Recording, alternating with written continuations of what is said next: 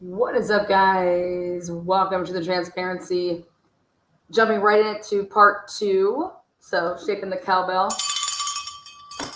Let's do it. Come on in. Taking us back to the beginning, like we always do. Okay, I want to just get a little bit more zoomy.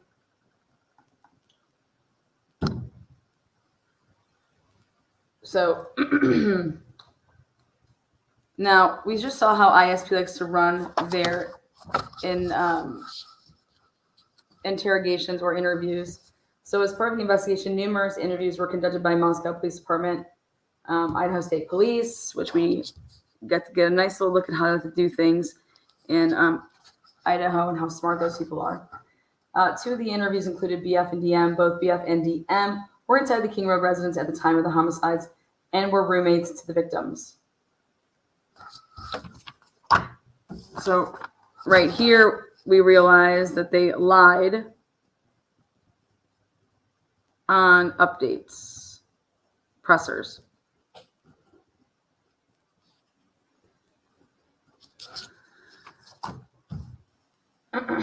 Based on numerous interviews conducted. It wasn't just like a one and done, numerous. As well as my review of evidence, I have learned the following. On the evening of November 12, 2022, seen by at the sequence. So it doesn't say like she was just seen. She saying, listen, I was there. I saw them there. She doesn't give a time. Okay. I seen from approximately 9 p.m. until 1:45 a.m. Now, BF also estimated that at approximately 1:55 or 1:45 a.m. that they returned. So if they were seen there because of Bethany between this time, they are seen by BF at the Sigma Chi house on the University of Idaho's campus from approximately. Okay, that means that she would have been there. BF is at Sigma Chi until 1:45. Well, did Bethany, if they all left at 1:45, why wouldn't they just all walk back to the house, right, together? Or if they're all going to the same place, right? So Chapin and Xana returned to the King Road residence. BF also stated that Chapin did not live in the King Road residence, but was a guest. Look at this. Look at this sentence. On November 13th, BF also estimated that at approximately 1:45 a.m., so what do you mean she's estimating this? That they returned. She's estimating this. Very important word after seeing how these idiots operate with their PCAs, okay? Now, we've already gone through this. That would normally stay in here. That's fine. Does not give any. They want to leave the private driver out. Great. He reported that he provided a ride.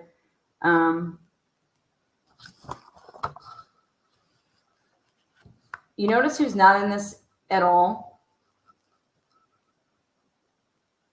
Any interview with the hoodie guy. Hoodie guy is not mentioned in this at all. Not even to say at the grub truck, a mysterious man was standing in the back, watching their movements. Like, you're supposed to put anything and everything in a probable cause. If you're going to be stating the reasons that why you should give probable cause and why you shouldn't if you're stating the facts of the case. So hoodie guy is left out.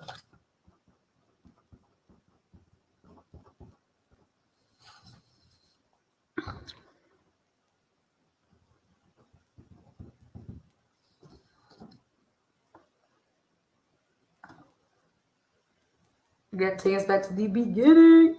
So no pizza at 12 a.m.? I don't know. We'll find out here. Hold on one second. Just want to do a little less.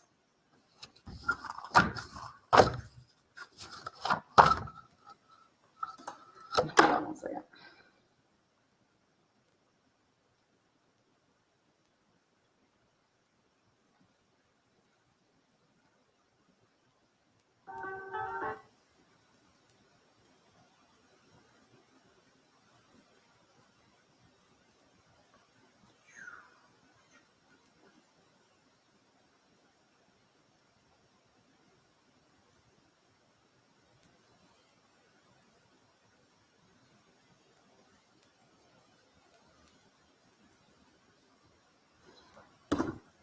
Huh.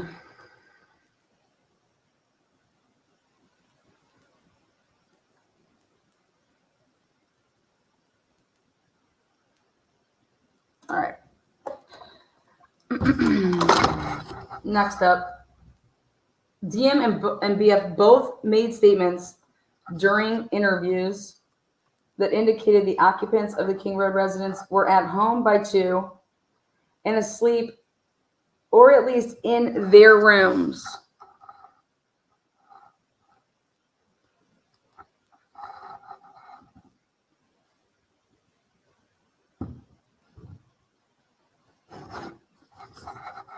Now, why didn't anybody that was interviewed, or did they, Payne? Why didn't anybody, and why is it not in your probable cause, because just you don't think it matters, that Kaylee wasn't living there anymore and that she was trying to sublet her room out to somebody so that they could take over her payments so that she didn't have to pay for that room anymore and the bills. Also, in order to make this statement, regardless of whether it's both of them or one of them, but they were at least in their rooms by 4 a.m. That means one of these last people were like out in the main area at 4 a.m. Otherwise, you can't make this statement. Somebody has to be the last one in the living room. And then DM stated, they want to say, but with the exception of this is with the exception of Xana, who received a DoorDash order at the residence at approximately 4 a.m. Now, question is this. Just because Xana got the DoorDash in her name or it was sent to her or whatever, how do you know that Ethan didn't go and be a gentleman? Okay, I'm going to tell you. Go and be a gentleman and go and get the food and bring it up from the DoorDash. Okay, this is with the exception of Xana, who received a DoorDash order at the residence at approximately 4 a.m. Law enforcement identified the DoorDash delivery driver who reported this information. Yeah, they reported that they dropped off a DoorDash. Hold on, though. So technically, in this whole thing, who actually got physically up to go and get the DoorDash? Like the food. Bring to the room. Now I'm going to tell you why they're saying that it's Xana, in my opinion. 2 food orders. Only 1 ate. And then autopsy, stomach content of victims / alcohol, tox, drugs, tox. Because you wouldn't know that. They would have to say, oh, I physically saw Xana go and get the DoorDash. I physically saw Ethan go and get the DoorDash. Okay? No. Why would they believe that who got up to get the food?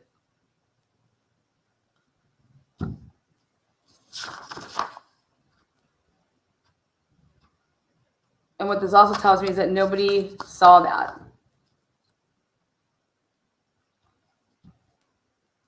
It's because they were already in their rooms way before 4 o'clock. Idiots. DM stated she originally went to sleep in her bedroom on the southeast side of went to sleep. That doesn't mean, you're going to say you went to sleep. Did you fall asleep? Because this isn't going to make sense either.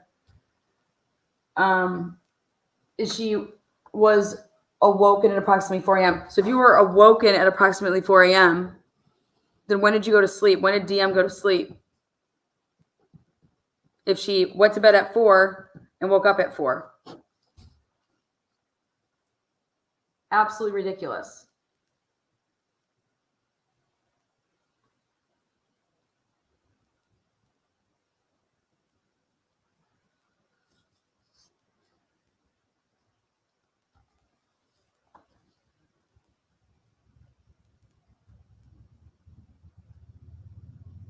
DM stated she was awoken at approximately 4 a.m. by, now this also tells me that this would be that it would be Dylan, in order for this to be accurate, that Dylan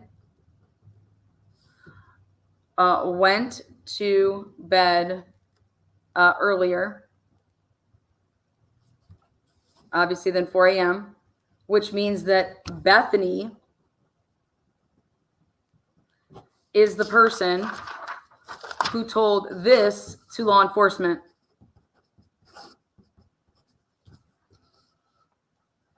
Do you understand?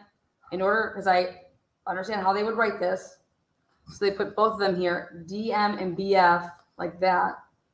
Both made statements during the interviews indicating, so they're not going to be giving it away on who said what. But hey, DM and BF both made statements during the interviews that indicated the occupants of the King Road residence were at home by 2 a.m., okay, and asleep or at least in their rooms by approximately 4 a.m.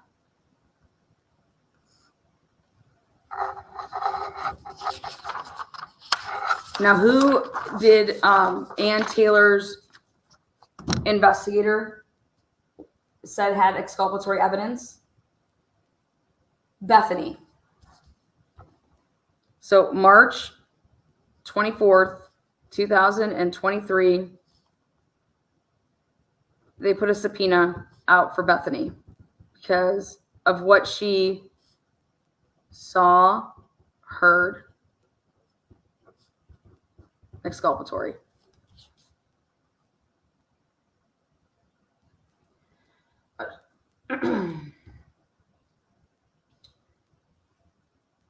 DM stated she originally went to sleep in her bedroom on the southeast side.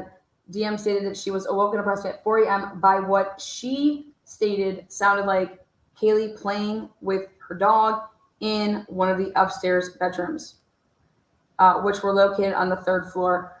A short time later, DM said she heard who she thought was Kaylee say something to the effect of, "There's someone here."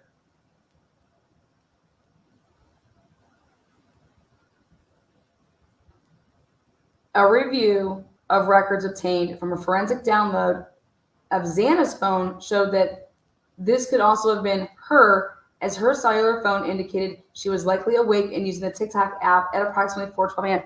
Well, we know how TikTok works. Okay, it'll just keep playing and playing and playing and playing and playing. But more importantly, why is this going to such speculation out of this is all speculation? Why are you even interjecting Xana in her phone? Well, there's only one reason. Because of the order of the deaths. Okay?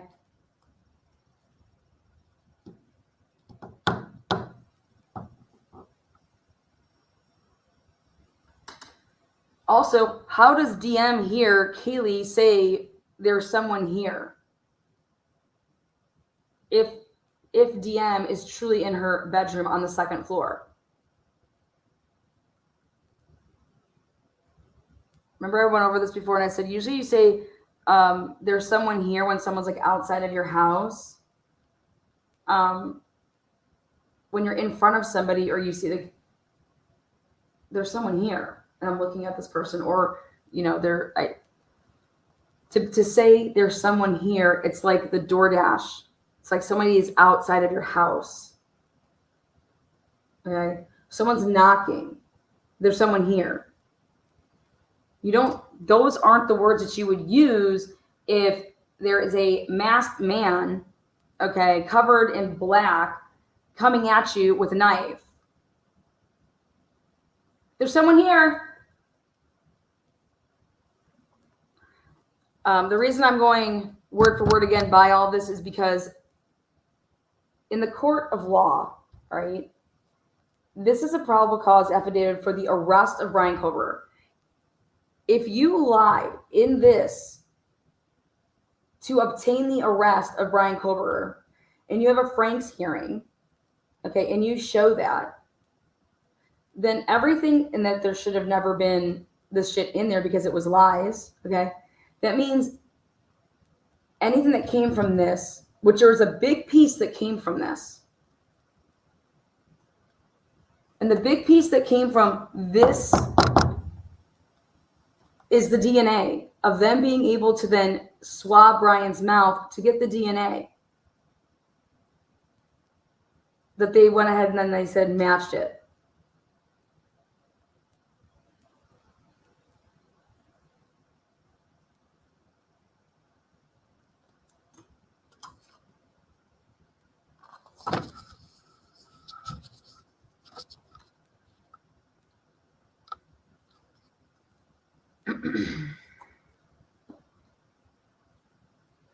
DM stated that she looked out of her bedroom. Now, I've already brought this up before, and I said I really need you to focus on this. DM stated that she looked out of her bedroom but did not see anything when she heard the comment about someone being. Now, they put in the house. He uses the words in the house here.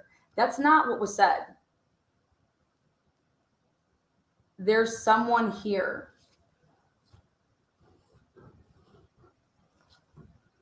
Because I said, well, are we sure that when DM popped up, like they're trying to claim, DM say that she looked out of her bedroom? You can look out a window. She looked out of her bedroom. She has a huge back bedroom window, but did not see anything when she heard the comment about someone being, now they said in the house, but that's not what she heard. She didn't hear, oh my God, someone's in the house. She heard someone's here. And the first thing that you would think of logically is that somebody was outside. And so did DM look outside actually? And this is why they're wording it like this. DM stated she opened her door a second time. Now they put this a second time. That does not mean that it's with this one though, because these people are whack like that. Because why wouldn't she just say, DM stated she opened up her door? You get what I'm like? Why would you word it like this? But they have to word things so that they don't get in trouble for quote unquote lying. This is deceptive, but it's not going to get you in trouble. Now, DM said she opened her door a second time when she heard what she thought was crying coming from Xana's room. Okay. DM then said she heard a male voice say something to the effect of, "It's okay, I'm going to help you." Well, the only reason that this would be relevant, in my opinion, is based on the order of death. If it just says male voice, right? And the reason that this would be important is that if the order of the killing was Maddie, Kaylee, Ethan, and then Xana, then the person's voice, it couldn't have been Ethan because he was already dead.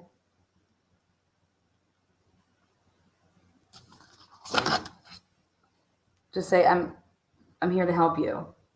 So they're going to try to say that, well, we know that wasn't Ethan because he was already dead, and Xander was the last one. So, and it couldn't be like a girl's voice saying it to Ethan's like, I'm here to help you. Like, no. So, and eliminate that it would be Ethan's voice is because they're going to be talking about the order of the deaths, in my opinion. But again, because you have to think to yourself, what does any of this have to do to help arrest Brian Culver? Like, none of this matters to arrest Brian Culver, or does it? Why is this even in there? Put it to you this way. Most is just guessing. You can't guess. That's the problem. It's a sworn affidavit. You have to say facts. Look at it this way. If you remove stuff out of this, like if we just take out this whole paragraph, do they still arrest Brian Culver for the murder? Yes. Right? They still get the arrest warrant for him, right? If we take out this, what does this, if this wasn't here, why is that in there? It doesn't mean, if you take this out, would you still be able to get this arrest warrant? The answer is yes. So why do you even have this in here? What the fuck is that? At approximately 4:17 a.m., a security camera located at 11112 King Road. Residents immediately to the northwest. Hold on one second. Mm-hmm.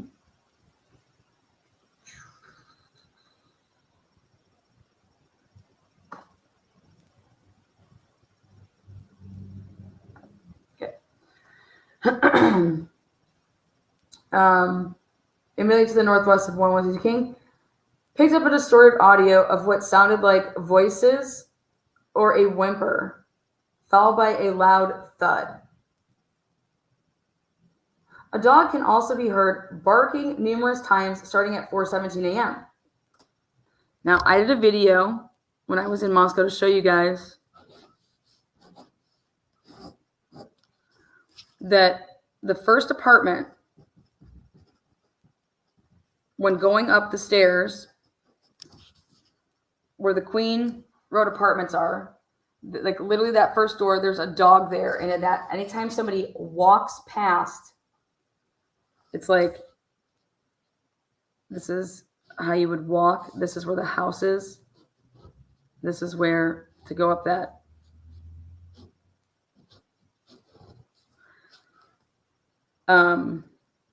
This is where you go to the back. But right here, when you walk up those stairs in that path, that first apartment right there, there's a dog in that apartment. And I did a test to walk past that.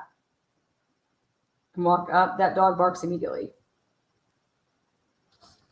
And that'd be somebody walking on foot to then go in between these sides of the purple apartments of the Queen Road. This is actually the street that their house was on. Okay, this is like their parking lot in front of their house.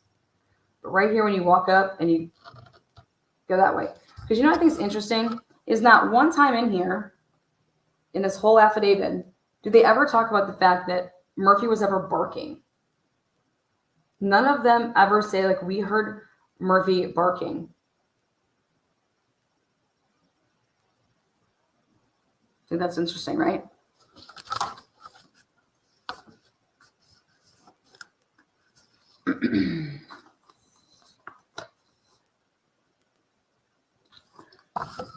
So this dog barking right here means that somebody would have walked past, okay? But you have no reason to walk past that apartment and go up those stairs. If you're coming in the back and walking the back area back here to get in your white Honda Elantra to then come down the hill and fly out around, okay, you're not going anywhere near that dog. And we know that the car didn't park because we have Linda Lane cameras. We know that the car didn't park over down here. So I would be really stressing the fact that that dog barking was in apartment 1, which is right next to that house, just right there. And unless the bark is so obvious that it would be Murphy's. But dogs have different barks,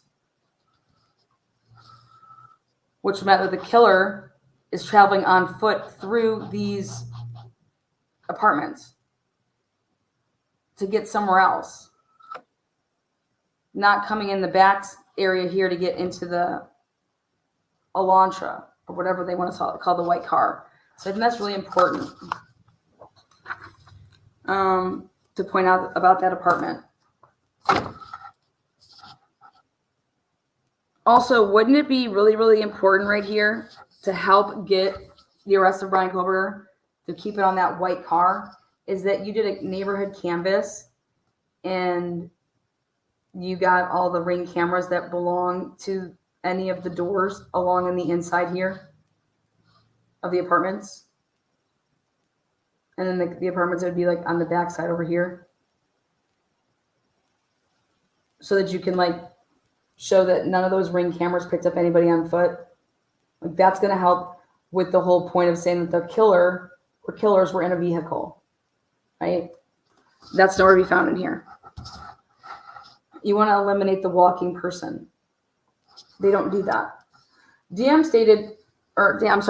said she opened the door for a third time after she heard the crying. So because here it was what she thought was crying, but realized like it wasn't crying. You get what I'm saying? Like, I thought it was crying, right? But now here she opened up the door a third time after she heard the crying. And so let me ask you a question. Wouldn't this part be in front of this part chronologically?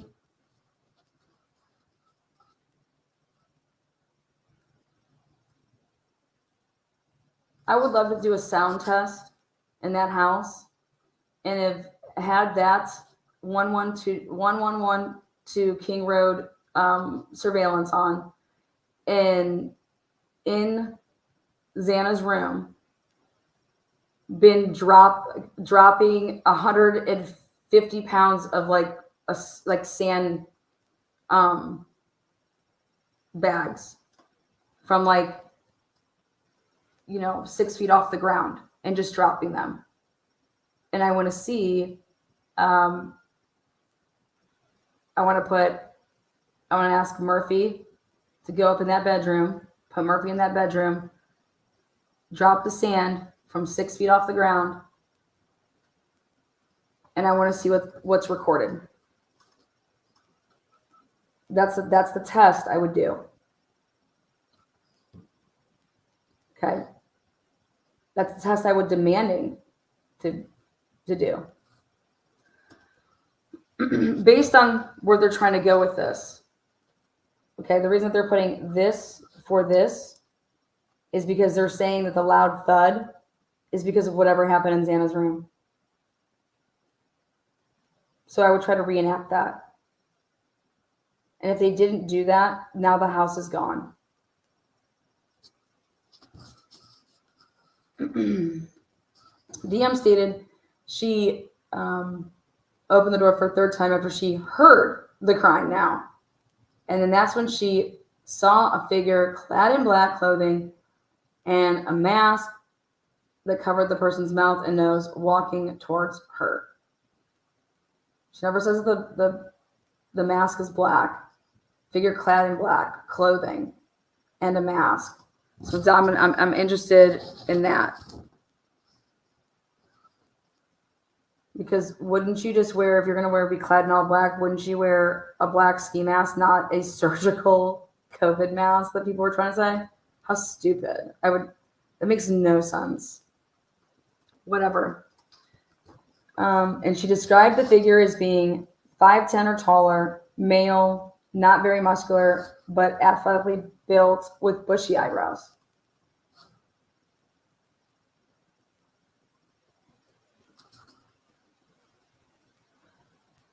The male walked past DM as she stood in a frozen shock phase, right? Walked past. DM stated she opened her door for a third time. Never left the first time, never left the second time, never left the third time. Allegedly, right? But that he walked right past her.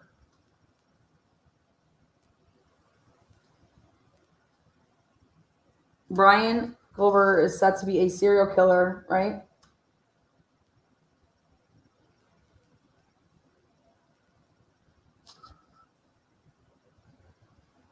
And he just didn't see her because he would have killed her, right?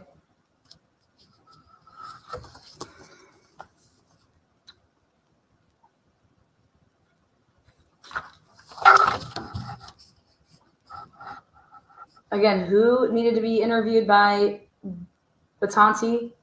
Bethany. Bethany had the exculpatory evidence because of what Bethany said to investigators that clearly had to clash with DM's statements. But you need all of this.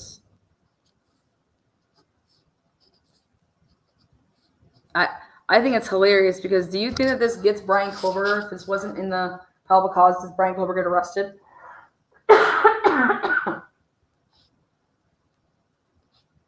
This is an identification.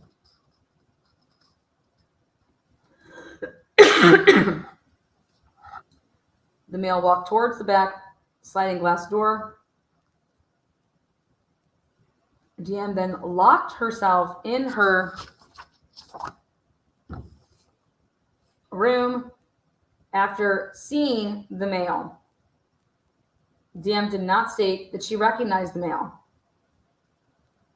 This leads investigators to believe that the murderer left the scene because she didn't recognize him. We're labeling him the murderer.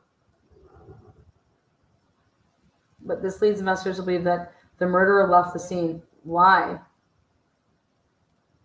Because she said that she didn't recognize somebody. That doesn't even make, that sentence doesn't even make fucking sense. Okay, but ask yourself this. Why is this even in here? Does it get Brian Culver arrested? Like, if it's not in there.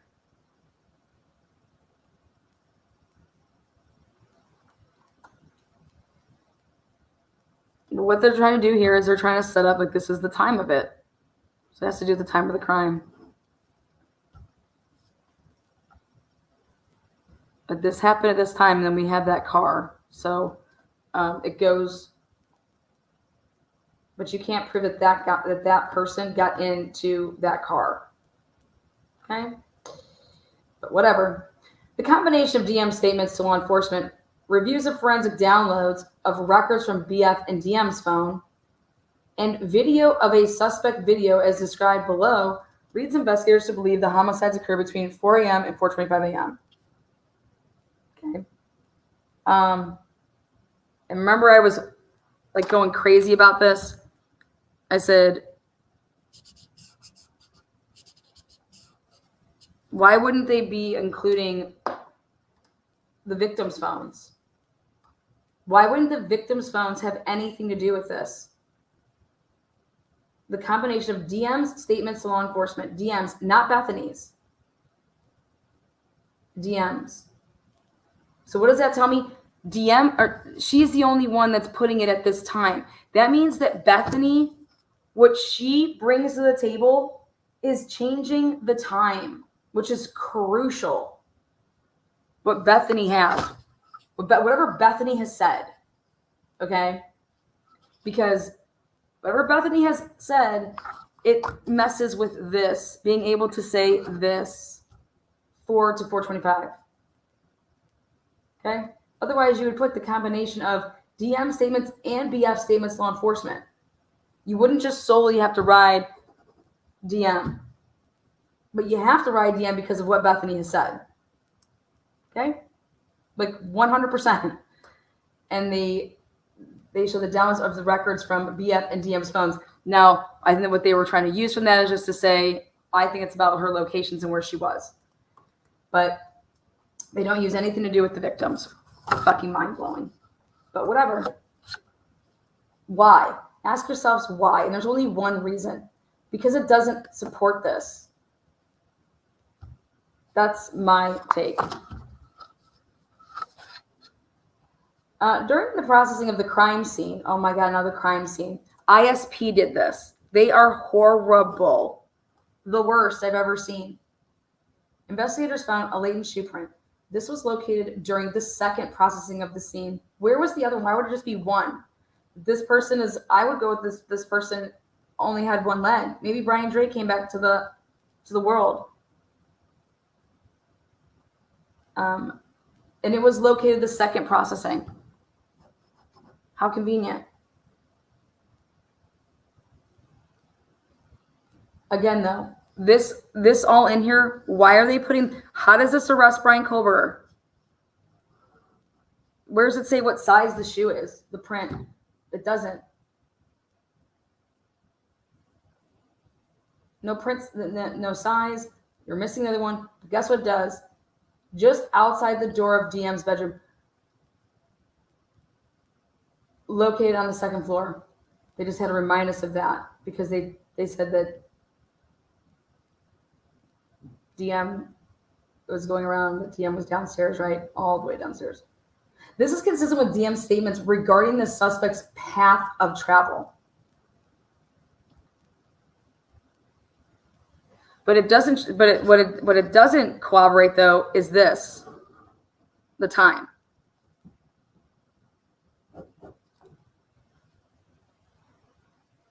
So yeah, sure. Also, how many people came in that? Where's the other? Was he just hopping around on one foot?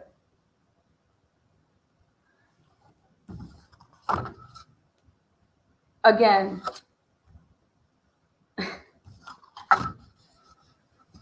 no size of the print, no nothing. As part of the investigation, an extensive search, commonly referred to as law enforcement video canvass, awesome, was conducted in the area of the King Road residence. This video canvass was to obtain any footage from the early morning hours of November 13th, 2022, in the area of the King Road residence and surrounding neighborhoods in the effort to locate the suspects or suspect vehicles traveling to or leaving. This video canvas resulted in the collection of numerous surveillance videos in the area, both residential and business. Okay. I have reviewed numerous videos, not all of them, right? But were collected and have had conversations with MPD officers, ISP detectives, and FBI agents that are similarly reviewing footage that was obtained.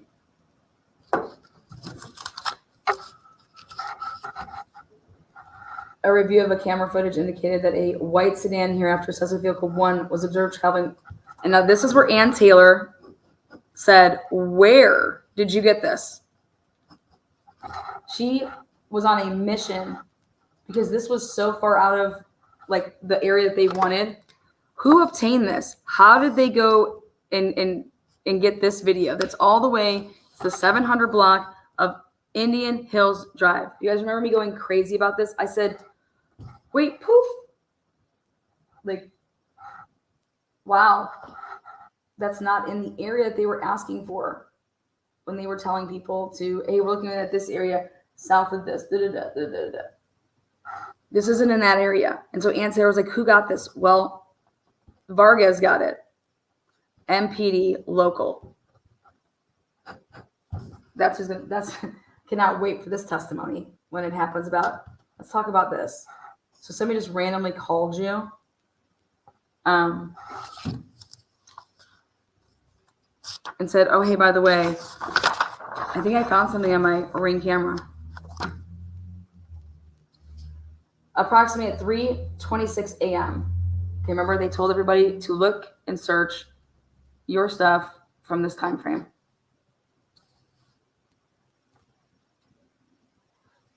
(3:26 a.m. and westbound on Snyder Avenue at approximately 3:28. On this video, it appeared suspect vehicle 1 was not displaying a front license plate. It appeared. I cannot wait to see what camera possibly shows this. Just based off of the footage that I've looked through in the Drake Moore case, there ain't no surveillance camera that's not like sitting at a gas station. But anybody that's driving, be interesting. A review of footage from multiple videos obtained from the King Road neighborhood showed multiple sightings of suspect vehicle 1 starting at 3:29 a.m. and ending at 4:20 a.m. Oh, I also want the date of this video,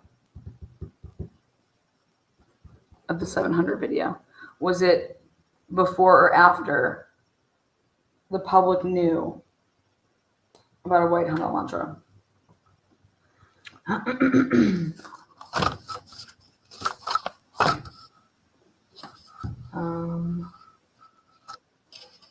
Where was I? Okay. A review of footage from multiple videos obtained from the King Road neighborhood showed multiple sightings of suspect vehicle 1 starting at 3:29 a.m. and ending at 4:20. These sightings show suspect vehicle 1 makes an initial 3 passes. And then what I did is I took these right here, and you have it at 3:29. And the one that I was really interested in is how much the video of when it was seen at the gas station.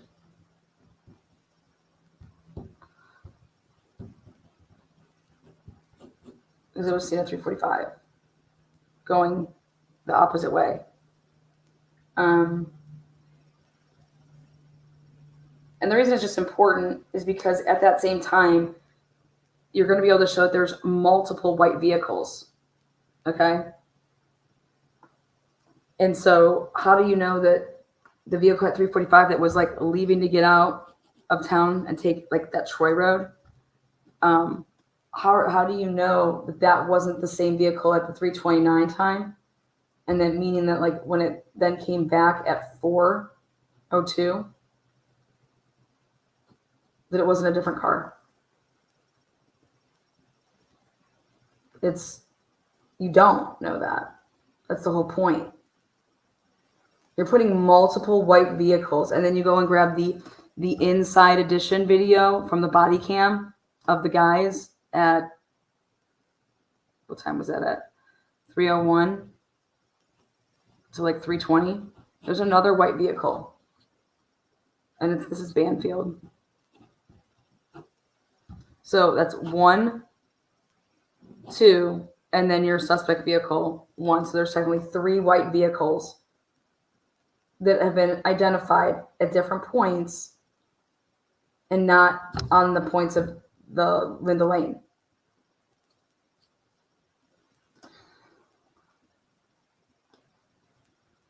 So how you would ask that is, well, how do you know that it was the same vehicle that came at 3:29? How do you know that it's the same vehicle then this time that it came at, for the second pass, and then for that third one that came, and then on the fourth one is when it does its park job, okay, or like attempts, to park then stays. But how are you able to say that each one of those circling passing times is the same vehicle? There's multiple white vehicles in the area at that time.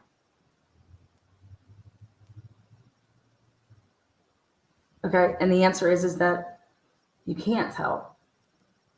But more importantly, when you had this is what Ann Taylor was going nuts about. When you had this car that you said you found, right?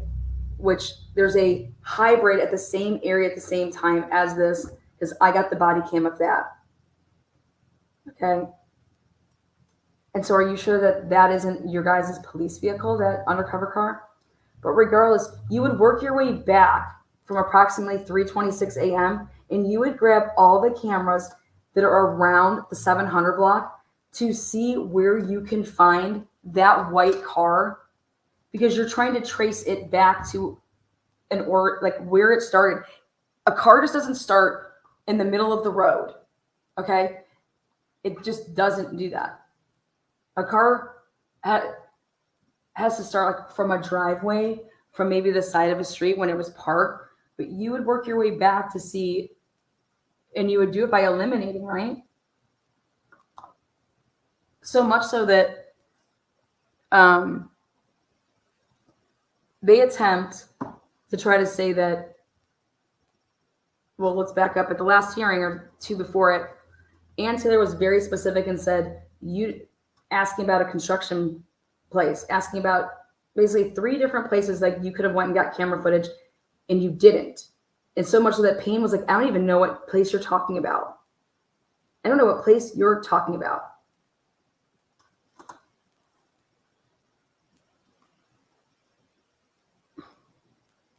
What a fool. What an absolute fool. And it comes up for the first time in 3 hearings before that, that Floyd's. Why isn't Floyd's mentioned in this? Why isn't Floyd's mentioned? The Floyd surveillance camera that is huge to connect. Listen, this is a probable cause for the arrest of somebody, right? All on circumstantial. This is all circumstantial. Everything is circumstantial. Because it was you were able to get things from it, but Megan wasn't going to give you the arrest without the DNA. That's my take. So check this out. Why wouldn't you use the Floyd cameras to try to connect the white Honda Elantra from WSU's campus to the Moscow campus white car? Don't you think that that should be in here?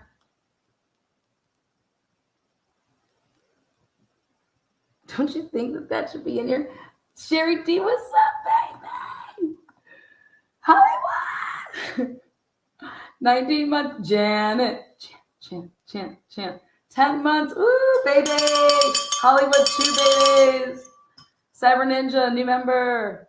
If Kaylee heard noises that alarmed her, she may have grabbed the knife and ran to Mandy's room. Safety numbers explains the difference in wounds. I think... Remember, they were done. Remember, on Keely and Maddie's phones, there's nothing that's outgoing after 2:52 a.m. You guys know that, right? 2:52 a.m. Nothing on the phones of Maddie and Kaylee. And it would look like one could say, oh, it's because they went to sleep at the same time. Or one could say, oh, they never used their phones again because they were no longer living, right? And I know how notorious ISP and local police like to fuck with the time of the crime. So I said, well, you'd really want to focus on, if you're the defense, moving the time of the crime and focusing on this. So, but again, here we go. Does this get Brian Glover arrested? Like this right here. Right here. It made an initial pass, 3 passes by, right? Residence and then leave via Walenta Drive. All you have it is leaving out Walenta Drive. That car is never seen again. This is what Ann Taylor says. You don't have that car anywhere ever again. But what you write right here is, this is why he's going to be so screwed. Based off of my experience as a patrol officer, this is a residential neighborhood with a very limited number of vehicles that travel in the area during the early morning hours. Upon review of the video, there are only a few cars that enter and exit this area during this time. And so wouldn't this be more likely than not that maybe the killers could be on foot then?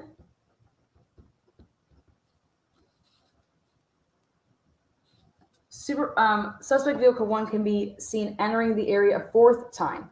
So it wants to talk about all of this. It leaves out Walenta after the 3rd time. Now, how does it get back? Where did it go once it left out of Walenta to come back in here and set at 404? It can be seen driving eastbound on the King Road, so coming back across the house, stopping and turning around in front of 500 Queen Road, number 52, which is like right at the top. I know exactly and then driving back westbound on King Road when suspect vehicle 1 is in front of the King Road residence.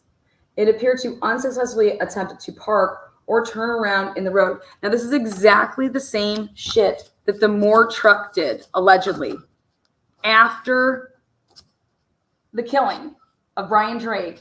Then a vehicle comes and starts doing weird shit, and that's when they want to label it. This is, it's like its MO is like straight up seriously the same as the Drake Moore case. It's wild. Okay, so then this vehicle, which they're saying is the same, but that's just, they're saying that that's what the same thing is. Like, hopefully there's a good, nice, clean picture that, yeah, I think that's the same vehicle, because it's going to matter what the jury thinks. But let's just say, for sake of argument, that it is. That car went there 4 times. This will be the 4th one. Okay, 4th time.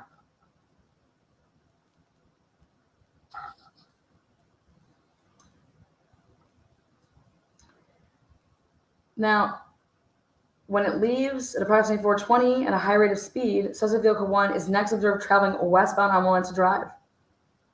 So that's the last time it's seen then again. And then based on my knowledge of the area and review of the camera footage in the neighborhood, that does not show suspect vehicle, because it doesn't.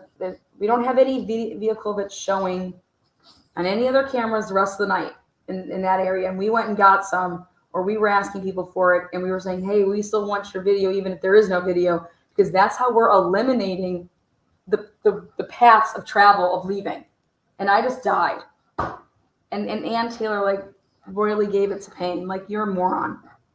Okay? So he says, I believe, not I determined. Okay, key word. Remember we're going through the stuff when they use the I believes versus the I determines. This is Payne. I believe. That's your opinion. I believe that suspect vehicle 1 likely exited the neighborhood. She couldn't prove it, and you're putting in a probable cause affidavit, I believe, not that it was determined. Okay, suspect vehicle 1 during that time frame, I believe suspect vehicle 1 likely exited the neighborhood of Palouse River Drive.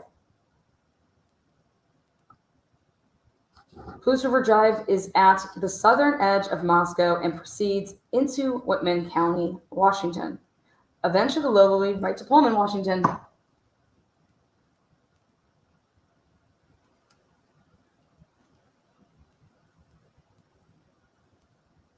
Do you know where else that road leads? If you make a left, it will lead you this way. If you make a right, it'll lead you this way. If you do, like, what? It's like, yeah, this road just will eventually just go straight into, but that's not. But so think about this though. In your probable cause for this arrest, you're saying that it will lead to Washington. So that I believe the suspect vehicle was likely exited the neighborhood at Palouse River Drive and Casino Drive. Then just says, period, that it exited there. Just wants us to know then that Palouse River Drive is the south. Why are you writing this in there? Because what you're going to then say is that, yeah, it's 10 miles from Moscow, Idaho, right? Both Pullman and Moscow are small college towns, and people commonly travel back and forth between them. So then why would you be making it a big deal if Brian Kohlberger's phone would be pinging, whether it be 10 times, 12 times, 15 times on a Moscow tower, if you were saying in the same damn breath that it is so common for these people to go back and forth in that area? Right? So this is contradicting in itself. So it's like this is our way of saying, hey, what? You don't have it doing that, do you? You don't have the car doing it, do you? And, nope, we don't. No, we don't. Nope, we sure don't. Okay, but you're just writing this in here. Okay. Now, law enforcement officers provided video footage of suspect vehicle 1 to forensic examiners with the FBI. And yes, FBI, baby. Let's talk about the FBI. Woo-wee. that regularly utilized surveillance footage to identify the year, make, and model of an unknown vehicle that is observed by one or more cameras during the commission of a criminal offense. The forensic examiner has approximately 35 years law enforcement experience with 12 years at the FBI. His specific training includes identifying unique characteristics of vehicles, blah, blah, blah, blah. Awesome. After reviewing the numerous observations of suspect vehicle 1, the forensic examiner initially believed that suspect vehicle 1 was a 2011 to 2013 Hyundai Elantra. And this is when I became an expert on white Hyundai Elantras. Go check out the episode I did. Do you know how big of a difference a 2011 Hyundai Elantra is from a 2016? Like, an expert could tell you in a second about those cars, like the two different years. And that, oh my God, you're going to be able to tell from this. I pointed that all out. Upon further review, because what? Because you took it back to the FBI guy to say, hey, or are you lying here? Upon further review, why did you need to review it again? So this would have been after you found out about Brian Culber owning one. Upon further review, he indicated it could also be a 2011 to a 2016. No fucking way. That would mean that this footage has to be such dog shit that you can't tell the difference between a 2011 and 2016. Impossible. That's how dog shit this footage has to be, because it's so noticeable. And can you tell if it has a sunroof or not a sunroof? Because you put two different stock photos, one with a sunroof and one without a sunroof. Is that because you can't even tell if it has a sunroof? There is no way in hell that somebody would be saying that this is, and throwing that up. In my personal opinion, we're talking about an expert. As a result, investigators have been reviewing information on persons in possession of vehicles that are 2011-2016 white Honda Elantra. And again, this is when Ann Taylor says, where are these reports? We need dates. We want to put in chronological order your investigation. You want to know why? Because we're trying to figure out how in the world you got to Brian Culber, or what came first. The tip from the FBI, who did the IGG, to say, oh, here's your tip, Brian Culber.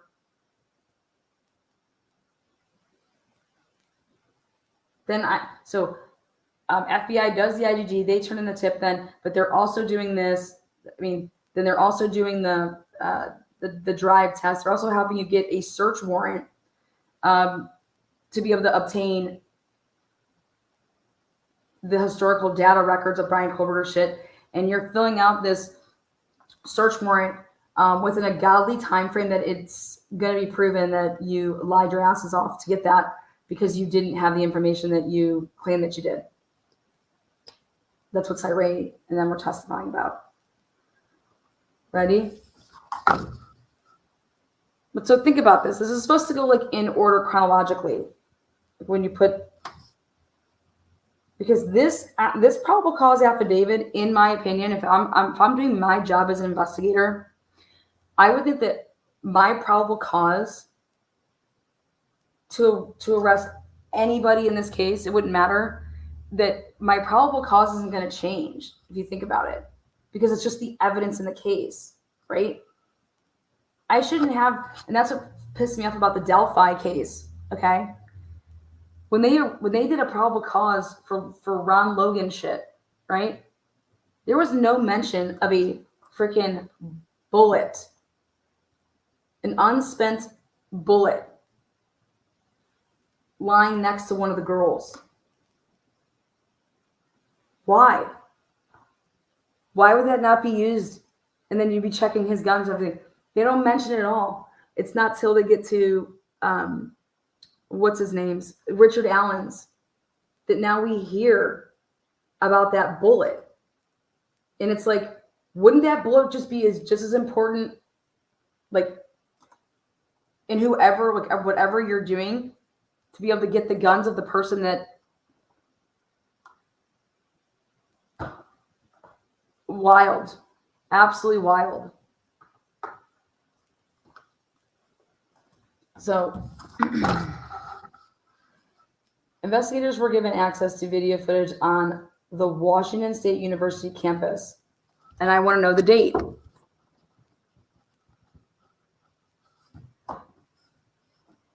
Because what did you say? You said, who'd you talk to? Where are these reports of who'd you talk to? This is why this is going to be a 3-month trial, if not more. Because there's going to be so many people that are going to be witnesses.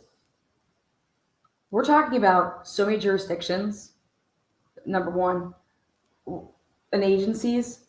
We're talking about the work that they claim that they did to do this. It involves so many people, but you need a timeline, and that's what Ann Taylor's doing. Like,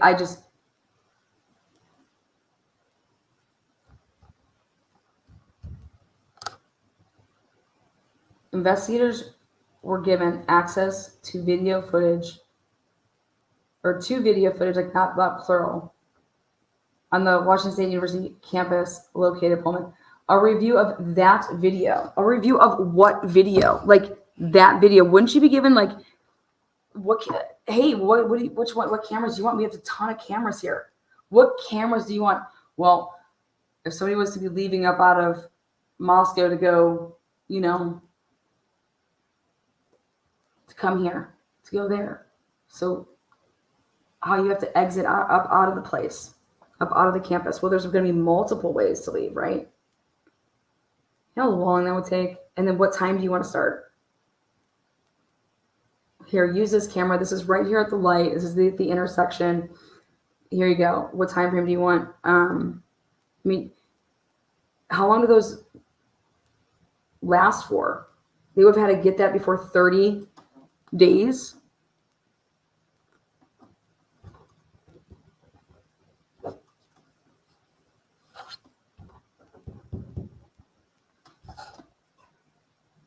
I don't know. Maybe their stuff stays way longer. But think about it. After review of that video, now remember, they think that their murder is between 4 and 4:25. But the person that they think is in the area is at 3:26. Right? So did they go and get the 700 block camera? Because when they were reviewing all the cameras, they found, okay, we found one at this time. And this time. But we don't have anything like you have to go and find it. It matters on when Vargas got that camera from the 700 block, because what it would look like is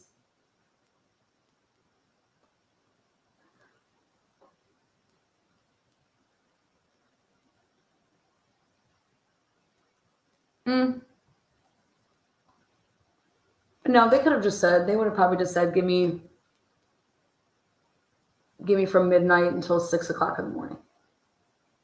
If you want to like really truly preserve it because you don't know, you'd want 24 hours. But let's just say that they did midnight to 6 a.m.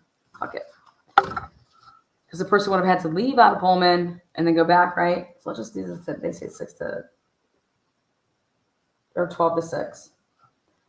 And so they found this sedan. Okay. Which was consistent with the description of the white Honda Elantra known as a One, which is consistent. It was observed on WSU surveillance camera traveling. Okay, great, awesome. Who gives a fuck? Does it say anywhere in here that it only had, when they were observing it, does it only have one plate or missing a plate? Look at this. This would be really, really important. Where here does it say that it doesn't have a front plate?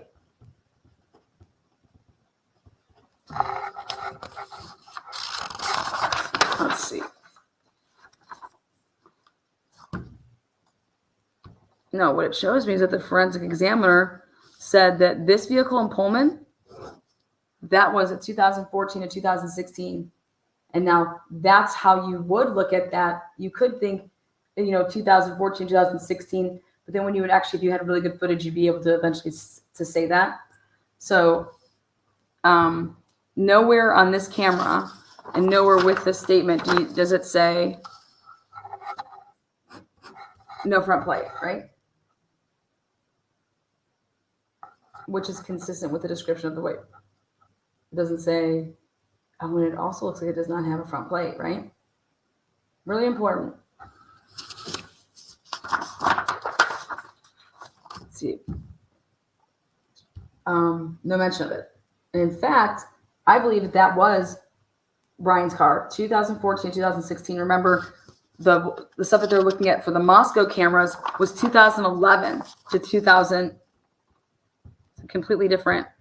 Like, that's what it was originally. This is the Moscow camera. Okay. Before the FBI was fucked with. This is the Pullman.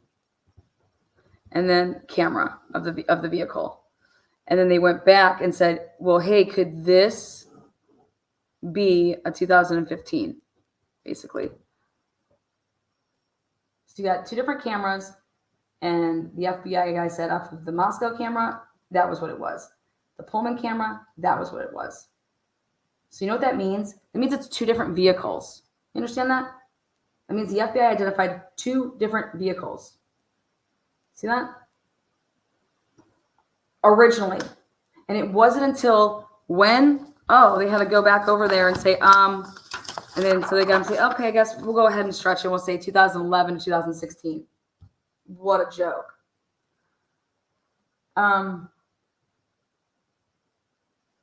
So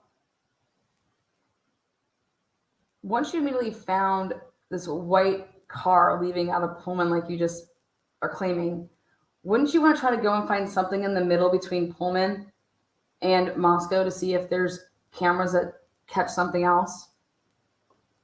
And that would be Floyd's, right? And what do? Floyd's isn't in here. Floyd's is nowhere in here. You're trying to connect those two, Moscow and Pullman, those two vehicles. Let's go and see if it would be on camera at whatever time in the middle. Nope. Sure. Nope. So now at approximately 5:25 a.m., so the next part they go to is a white sedan, which was consistent with the description of the suspect vehicle 1, was observed on 5 now cameras in Pullman, Washington, and on WSU campus cameras. The first camera that recorded the white sedan was located at, and so I went ahead and I pulled that up.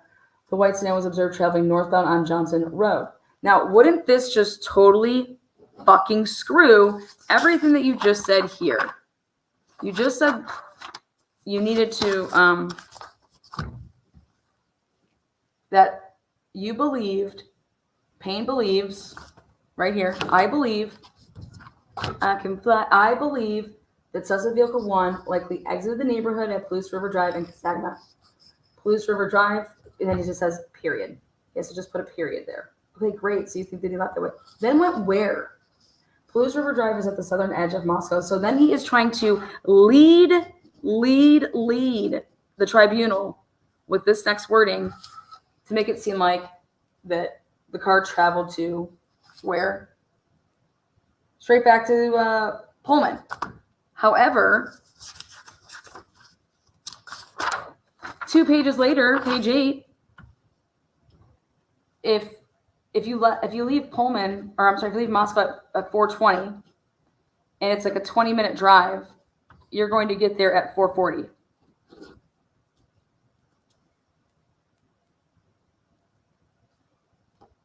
So why didn't the Pullman, Washington, and WSU campus cameras have the white sedan at 4:40?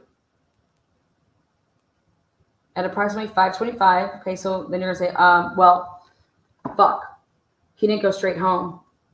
He went somewhere else. Or maybe it's just not the car, right? Or maybe it's just not the car. Because you are then just picking up back, because the way that you really need to truly look at this is you have to take out the Moscow cameras completely and just look at the WSU cameras. So at 2:20 or 2:55, 2:53, you found the white Honda Elantra leaving at 2:53. Then you think you found the same one coming back at 5:25, because take out Moscow. Okay. How do you even connect those two the same? You know how many white cars there are? That's a huge gap. We're not talking about a little tiny Bonners Ferry, one block fucking road with side streets. We are talking about a college campus. Okay. So, which is consistent with the description of suspect vehicle 1. Was observed on 5 cameras, blah, blah, blah, blah. Well, the white sedan was observed traveling northbound, blah, blah, blah, blah. Leads directly back to West Blues.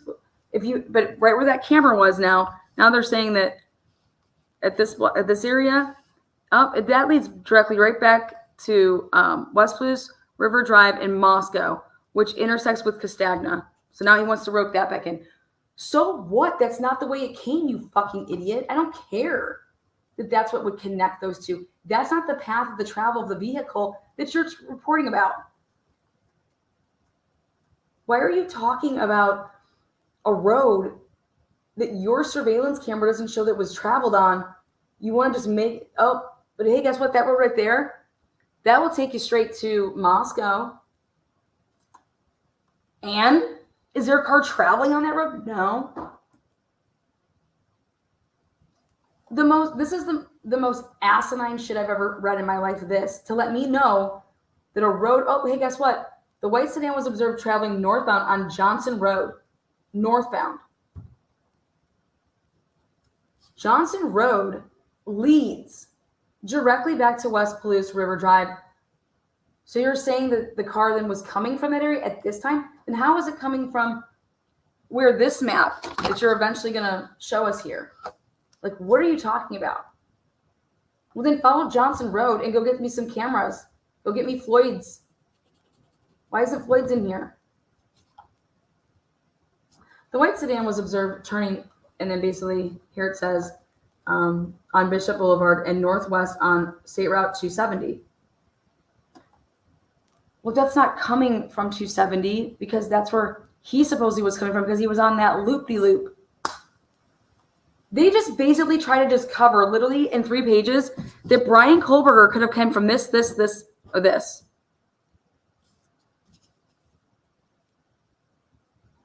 And you're ready to hear why they had to do this, why they did this like this? Because of this next line. Well, they went ahead and jumped, and they want to let us know about November 25th. Notice in here that they're not talking about the fact that they use IGG at all, right? Okay. Got to work our way backwards. How are we going to do this? Now, on November 25th, Moscow Police Department asked area law enforcement agencies to be on the lookout for the white Honda Elantra. This wasn't asked upon us until December, 7th?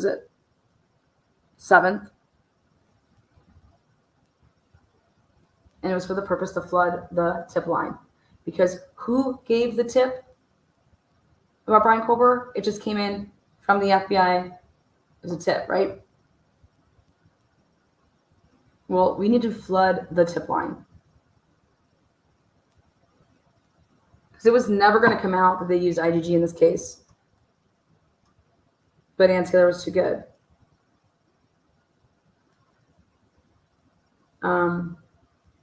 So then on November, now Payne testified and said under oath that when these two freaking frack, Daniel Tanego and where's that other dude? 20 minutes later, must be on the next page. 2 guys from WSU, fine, there he is, Officer Whitman. also ran. They happened to both come across the same car. One of them was running just inquiries, and the other one was just driving around looking for white Honda Elantras. Okay? But they were asked on this day, but then they came across it in the morning. Look at that. Be the same day after they find his vehicle, they use a search warrant to move all 5 cars out of 1122 King to a new location. I think they thought about planting some shit. Just saying. So they found out that when he did his query, the white Honda was registered. As a result, the query he located in 2015. But it had Pennsylvania plates at the time. Okay. Because when he did this query, Brian Culver had his car registered. So this was a query of registry. Like when you do a campus database, it just shows you your parking pass and what car it is. You know, the license plate then doesn't update it to what it would be now because that's not how their shit works. So PA plate, 2015. And then literally 20 minutes later, they want to let us know that right here, that, hey, this address where the car's registered and where it hangs out and is parked is about 3/4 of a mile from the intersection of Stadium Way and Cougar Way, the last camera location that picked up the white Hyundai Elantra. Wow. Do you know that this would hold true for every single car that would be at Pullman? This would hold true for whatever car you'd be looking for. That everything is, like, you know, that far. Okay. Next. Oh, the same day, just, you know, like I said, 30 minutes later. Now this officer by himself, Curtis, was looking for the white Hyundai Elantra and located 2015 white Hyundai Elantra he physically was just driving around and happened to go to the parking lot. Let me tell you something. I was there, guys. This is absolutely wild to me. Absolutely wild to me. But these two, neither one of them talked to each other. Okay? And it was in this apartment complex that houses WSU students. So I want to know what was Brian Culver just doing on November 29th? I'm just curious. Because it would just be great if he was just out and about driving and he really wasn't there at that time. Sai comes back and says, well, fuck that November 29th day that they said they found the car. I have Brian driving over in Waikiki Park. Did you just die?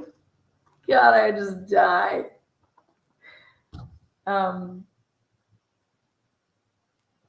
Anyways, when this officer ran the car and it returned to Culver with a Washington tag.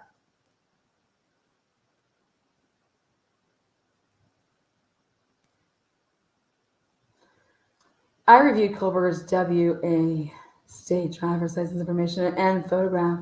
This license indicates that Culver is a white male, 6 foot, 185. Additionally, the photograph of Culver shows that he has bushy eyebrows. That is what you think. That's what you think. Culver's visual description is consistent with the description of the male DM saw inside. What's the date? Okay, so wouldn't you put him in a 6-pack? Put him in a 6-pack lineup. Is there a 6-pack lineup?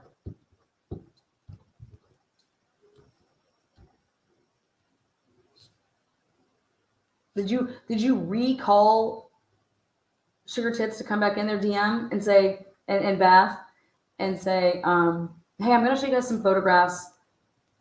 Maybe some of these people would like jog your memory or whatever and see if you recognize anybody. Because that should be in here if they didn't ID. No, they weren't able to possibly identify him because that would have been in here, right? So just curious to see, after November 29th, how many interviews happened with DM and BF, okay? Further investigation includes a review of Latell County Sheriff's Deputy CPL Duke's body cam, and reports showed that on August 21st, 2022, Brian Kohlberger was detained as part of a traffic stop that occurred in he was detained. He was detained. Think about that word. Detained.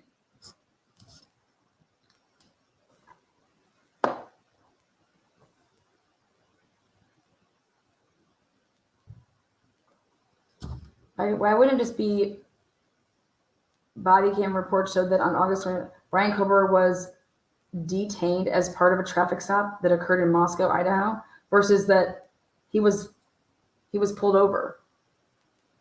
Detained. If somebody pulls you over, are they like they're detaining you?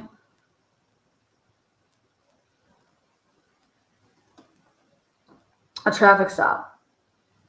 At that time, Kohlberger, remember, because I want to know why he gave up his phone number. Okay. At the time, see, Kohlberger, who was the sole occupant, was driving a white 2015 Hyundai Elantra with Pennsylvania plate, which is not seen on any cameras, mind you, which was set to expire on November 30th. During the stop, which was recorded via a law enforcement body cam, Kohlberger provided his phone number. Why? This is also the body cam that's never been released. Why did he have to give his phone number?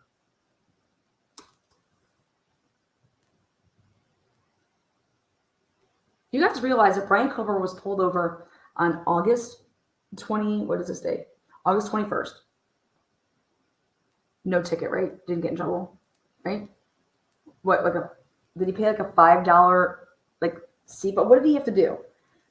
Then he gets pulled over again in October, okay, 2022, October 13th or 14th or something. No ticket, okay? Then he's pulled over in Indiana, back to back, 10 minutes apart, no ticket, and they claim he was pulled over for basically human trafficking, drug trafficking, routine. They're doing their fucking tasks, whatever. Okay?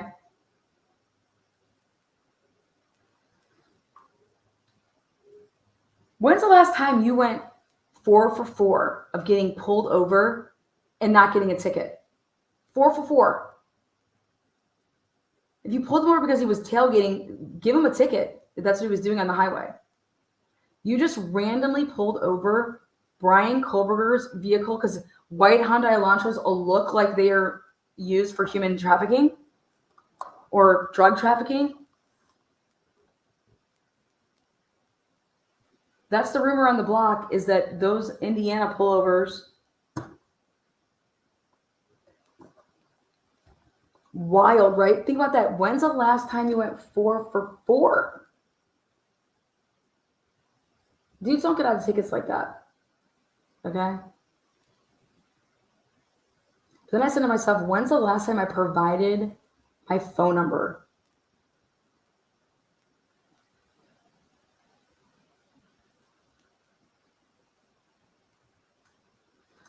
Investigators can now think about this. Now, this is what led to everything. This right here.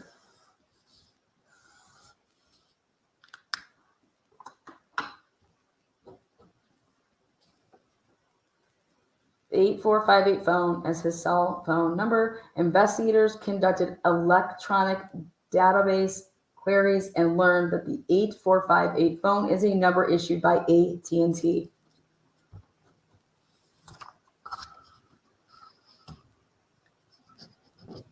Awesome. When did you learn this though?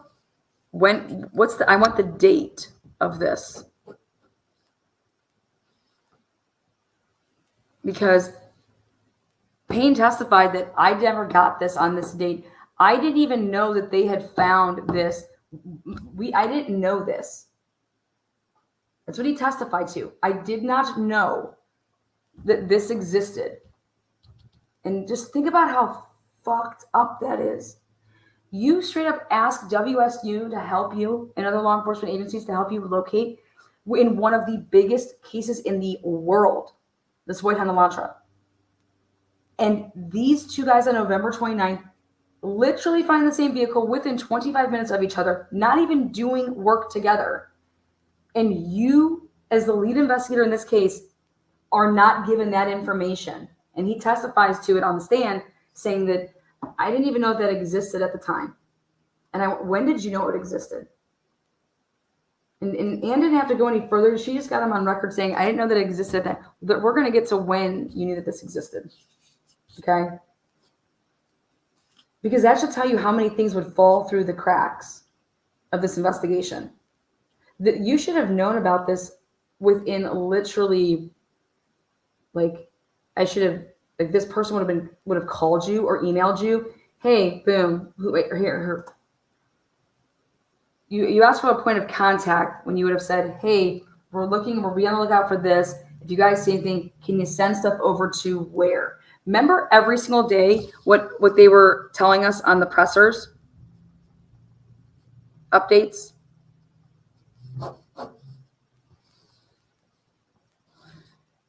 No tip line would have been flooded yet. Okay? So how in the world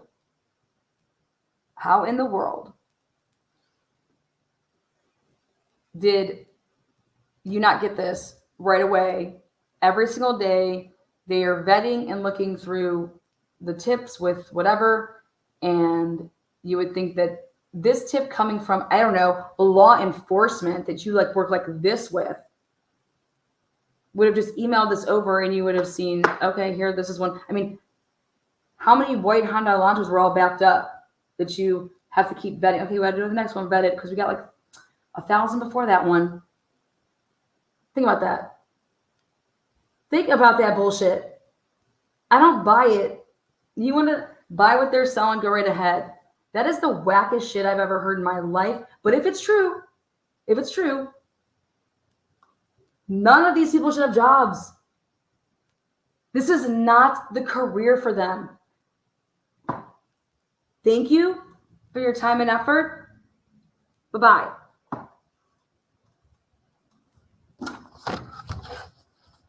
Absolutely ridiculous. Now, on October 14th, Ryan Culver was detained as part of a traffic stop by WSU officer.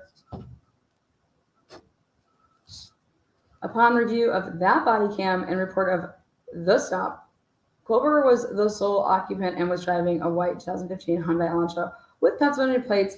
You know what's crazy though? It's funny that on the one that we got, he didn't give us a number. She didn't ask him for his cell phone number. Why are you asking for his cell phone number? I can't wait till this comes out in court because I think it's there, but I can't wait to see why the number was asked for. You're not even giving. Just go ahead and put your phone number right there. Yep. Okay, great. Thanks. On November 18th. So murders are November 12th. So on November 18th, according to WA, so Washington State Licensing, Culver registered the 2015 with Elantra with WA and later received Washington plate and later received. So he had temporary tags.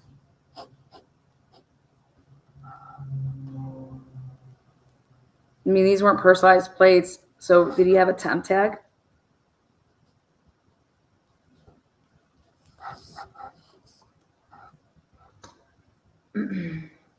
Prior to this time, the 2015 white Elantra was registered in Pennsylvania, which does not require a front license plate. Neither does Ohio.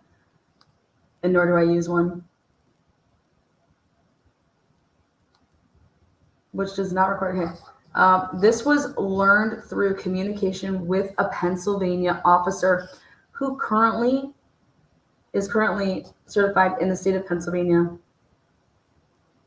So when would this have been? When you guys would have been fucking with PA?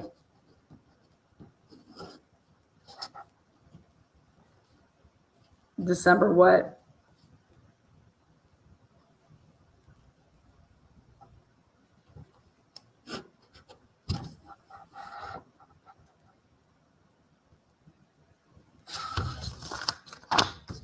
Stupid as fuck.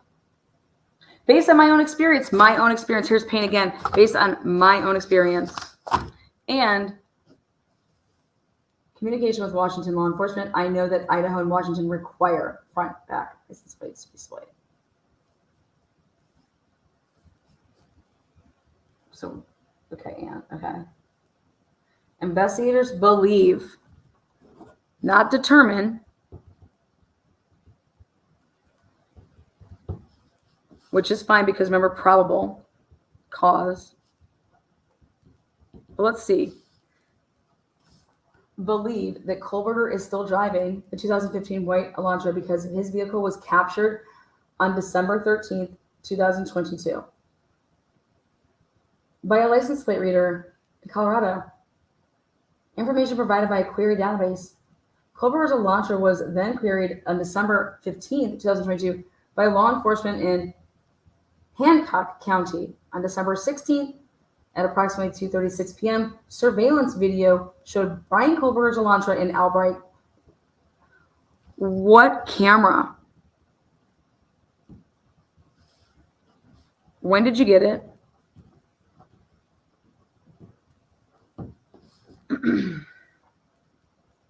The sole occupant of the vehicle was a white male whose description was consistent with Kohlberger. What? I cannot wait to see what kind of camera this is. 2:26 p.m. on December 16th. Sole occupant. Kohlberger has family in Albright. Yep. Learn through a TLO search and locate tool database. It's also, wait, when was Christmas vacation with the school?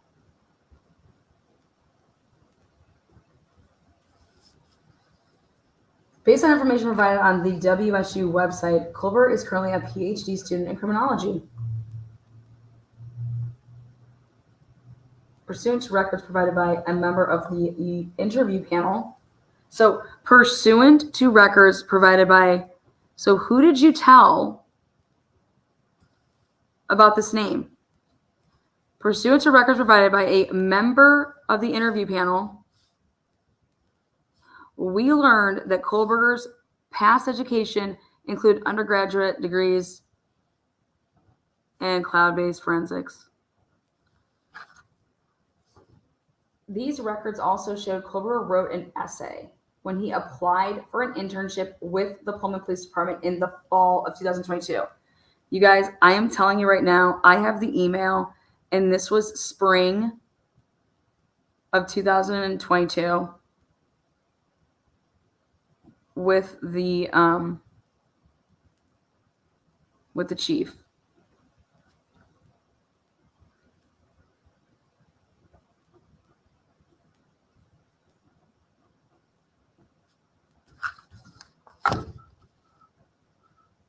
So I'm really, really curious about this.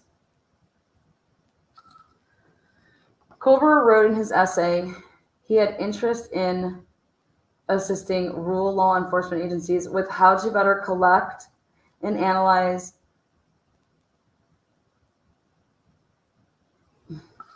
Kohlberger also posted a Reddit survey which can be found by an open source internet search.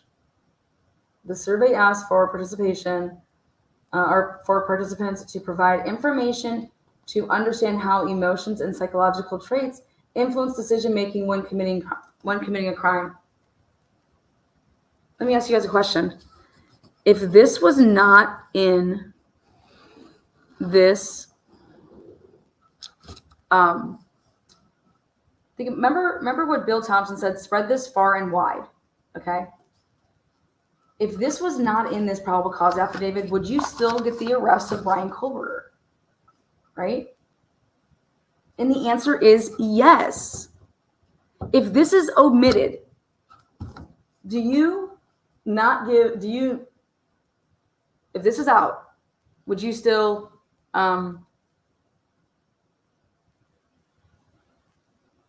give MPD the arrest warrant, for the search warrant, to arrest him and search his property?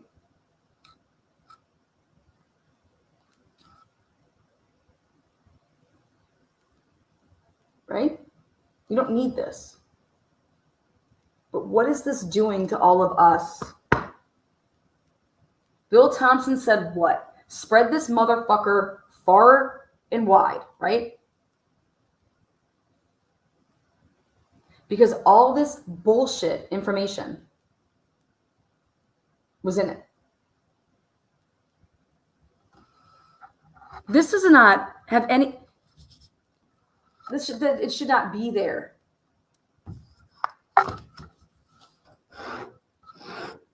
Not necessary.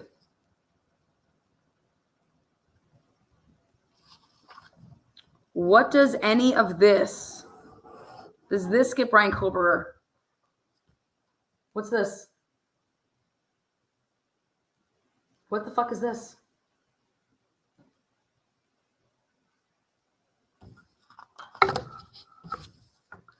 As part of the investigation, law enforcement obtained search warrants to determine cellular devices that utilize cell towers in close proximity to the King Road residence. They obtained that on November. They asked for, I think it was 16th. And they asked for, this is the time that they wanted, between 3 a.m. and 5 a.m. They did the same thing in the Drake case, and they only asked for 7 to 8 p.m.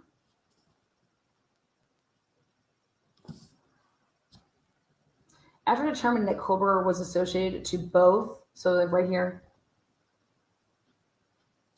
Now this is what the white Hyundai Elantra and the 8458 phone, investigators reviewed these search warrant returns and found that, guess what, guys? The 8458 phone in these returns did not show. So this would have been a dead end. Did not show the 8458 phone utilizing cellular towers in close proximity to the King Road residence between 3 and 5. Okay?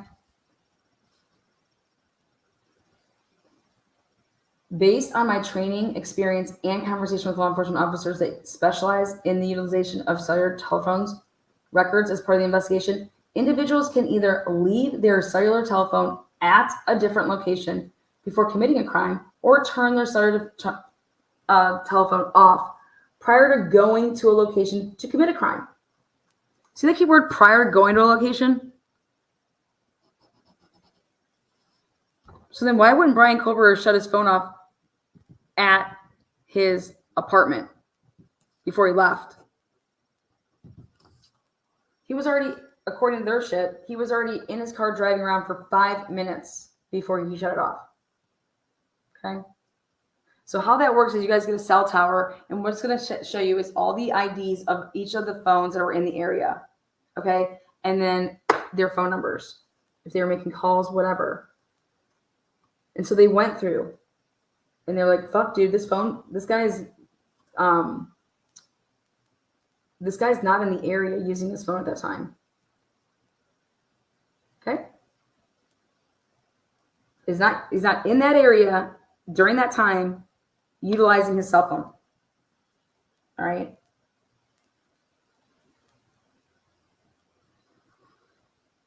So that's a huge problem when you want to put the car plus the phone together. If you want to put those two items together, this is very, very problematic. Okay? Because you're going to try to follow this car around and this phone, and you're going to try to tell the world that they're together. But hey, guys, guess why that they just didn't show up this way that they were together? Because he shut off his phone, right? And we would find out that this is going to be a big fat fucking lie. But it's very, very important because the phone is that's your Brian, okay? And your phone, you're trying to put this phone with this car. And because that's what you believe is the person that murdered, whether it's one person or multiple people, they were in that car. And you're trying to put these two traveling around together. Okay? Based on my training experience and conversation with them, going prior, okay. I also know that on numerous occasions, subjects will survey an area they intend to commit a crime prior to the date of the crime. Survey.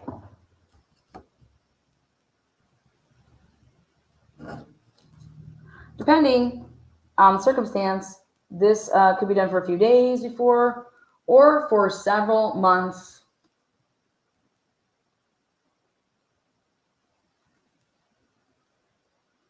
How did Payne obtain a search warrant to get what he got?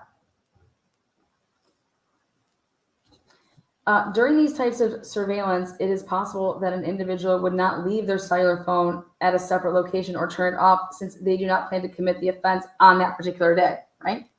So this is why you're going to give me the search warrant that I'm going to be asking for that happened on this day. On December 23rd, 2022, I applied for and was granted a search warrant for historical phone records between November 12, 2022 at 12 a.m. And this is just the 24-hour ones, right?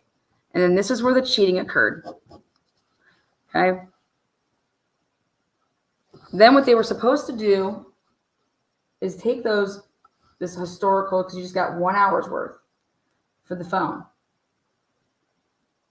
On December 23rd, 2000, pursuant to that search warrant, this one, the 24-hour one, I received records for the 845 phone from AT&T.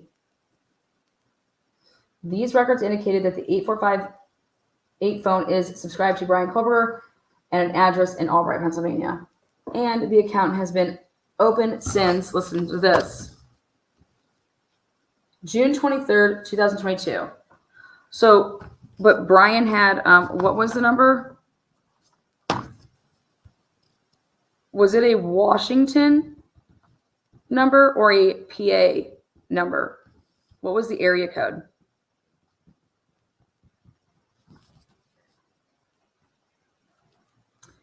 These records also included historical cell site location information for the 845 phone. After receiving this information, I consulted with an FBI special agent who is Nick, right?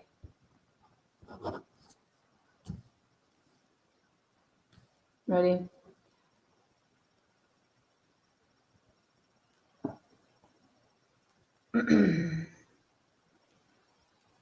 Members of CAST are certified with the FBI to provide expert testimony in the field of historical CSLI and are required to pass extensive training that includes both written and practical exams.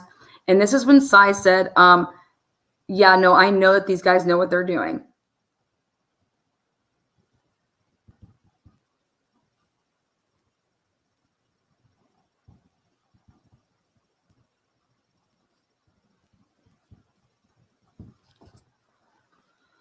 Okay.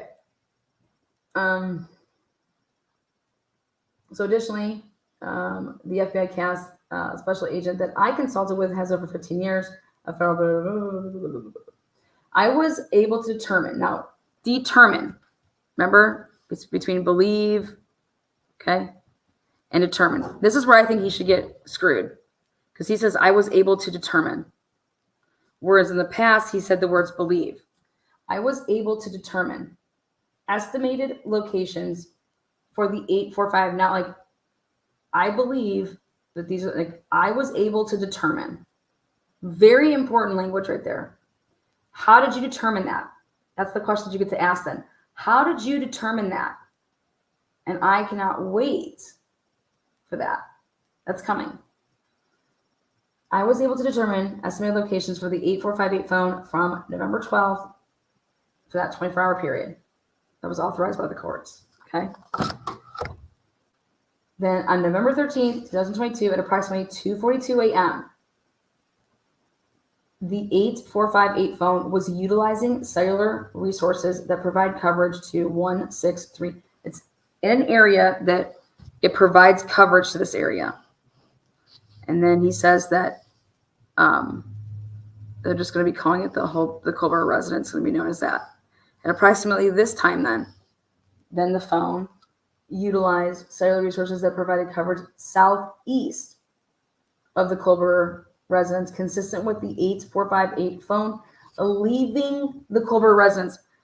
Yeah, it may be consistent with that, but it is also consistent with being at thousands of locations. Okay? He's trying to make it seem like Brian Culver left his house between 2:42 a.m. and 2:47 a.m. You guys see that?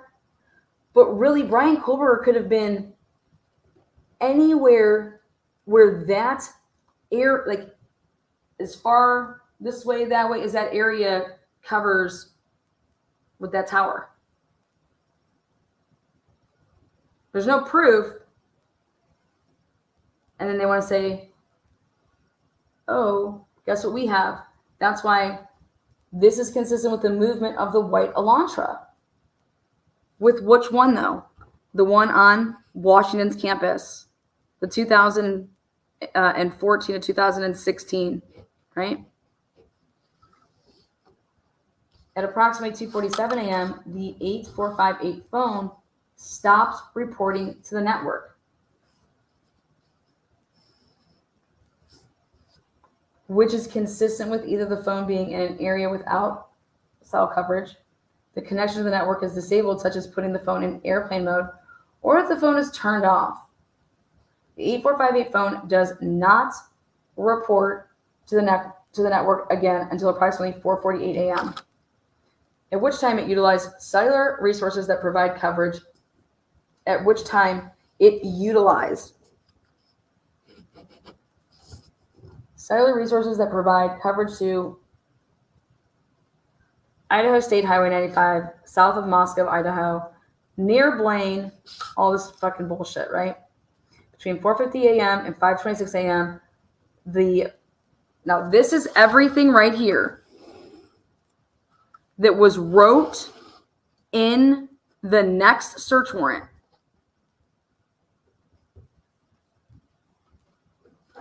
Okay? Because in order to get this next one, which is going to give you the historical data, which is going to take you all the way back to June, all the way then to December. This stuff is what Cy basically saying on the stand that, well, they didn't have what they sent Mowry and what they sent Payne, something's, you guys remember all that stuff, right? This is the information that was given to a judge, to a magistrate that determined, okay, because this is supposed to be actual work that they did with the drive test, that guess what? All this data is missing. So all this data missing, right? FBI, where's all your work? Where's this data? Because what you wrote in here cannot be proven with what the fuck you had at that time. To get what, ladies and gentlemen?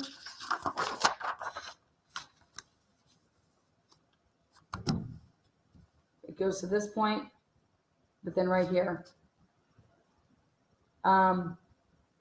Further review indicated that, so this is still within that 24 hours that they have. This is not the second one that they go and they get so quickly behind the first warrant on the 23rd. Right here, I have a question a really, really important question. Now, they want to tell us that Brian Culver returned to the scene, right? Remember, right here? Further review indicated that the 8458 phone utilized cellular resources on November 13th, 2022, that are consistent with the 8458 phone leaving the area of the Culver residence at approximately 9 o'clock and traveling to Moscow. Specifically, the 845 phone utilized cellular resources that would provide coverage to the King Road residence between 9:12 a.m. and 9:21 a.m. The 845 phone next utilized cellular resources that are consistent with the 8458 phone traveling back to the area of Culver's residence and arriving to the area at approximately 9:32 a.m. Well, wait a second. Where's the Ring cameras? Where's all these other surveillance cameras in Moscow that you would then be looking at and trying to find this same vehicle on a camera that's all in that area, right? Because this is what you said it did, right? So what you try to have everybody believe, because you want to put this out and tell the world basically that Brian Culver then attempted to go back at the sheath, attempted to go back and be like, yeah, I'm going to go back to the crime scene because that's what killers do. That's what a lot of people do. They go take a look at their work and see what's going on, and why hasn't 911 not been called yet, and what the fuck, right? Well, I just think it's hilarious. Come on, man. If you would have been went back to the house to take a look at something, or even been remotely in that area, you're telling me that you have no camera in any part of Moscow that has this white Hyundai Elantra. Think about that. That would be banging. I mean, you have all the cameras that you did all this shit with, right? All in the back, right? All the stuff that we've gotten to this point. No cameras to show that, hey, and we actually found the white Honda Elantra, right? But hey, we need to put this in a probable cause affidavit for the arrest of Brian Culver. Why? Because Bill Thompson is going to say, we're going to spread this motherfucker far and wide, right?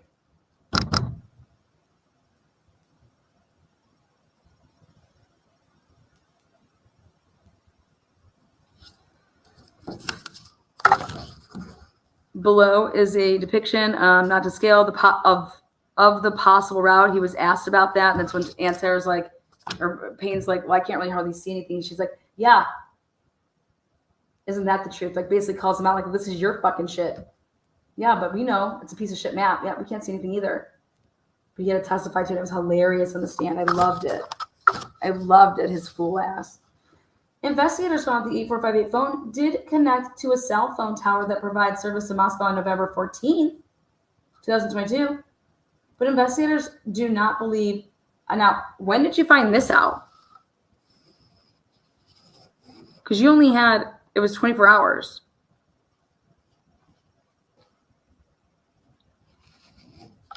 So what's this all about? When did you?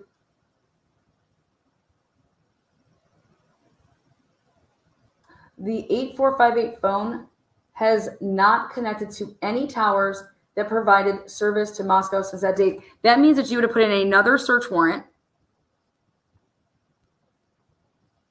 to get the cell towers from the past 6 weeks that you guys have been doing work, right? And to see, okay, well, let's see if he's visited, or did it already, let's see if he's been back in the area ever since, right? So that would have been another search warrant, right? Or where does it say that based on my training experience and the fact that the investigation thus far, I believe now he wants to say, I believe I can fly. I believe that Culver, the user of the 8458 phone, was likely the driver of the white Elantra that is observed departing Pullman, Washington, and that this vehicle is likely suspect vehicle 1. So he is connecting. How in the fucking world are you connecting? How? How are you connecting the car in Moscow that's seen on all these different cameras or at multiple times to the WSU car. Based on what my training experience and the facts of this investigation thus far, which are what were the facts of this investigation so far? What training and experience do you have that could possibly make an identification of that car over there in this car? If the FBI basically told you that they're different makes and models, what experience do you have that can determine, believe whatever, that the owner of that phone was likely the driver of the white Elantra that observed departing Pullman, and that's the vehicle that was, I mean, that's a lot of things right there. Okay. Additionally, the route of travel of the so this is just wild to me. So there is no evidence that shows that those two cars are the same, right? Nope. Additionally, the route of travel of the 8458 phone during the early morning hours of November 13th and the lack of the phone reporting to an AT&T between this time and this time is consistent with Colbert attempting to conceal his location during the homicide. Really? He's going to have to answer to this.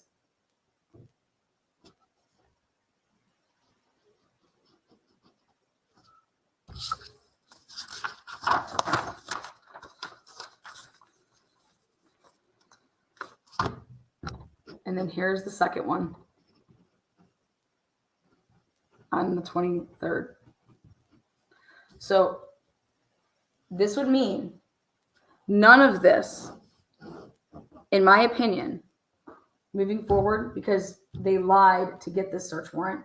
On December 22nd, 2002, I was granted a search warrant for Culber's historical CSLI from June 23rd. And now this is the one that matters. It's what was wrote in that second search warrant, okay, that I want to know who signed off on. Who signed off on that second search warrant? I cannot wait for that to come out.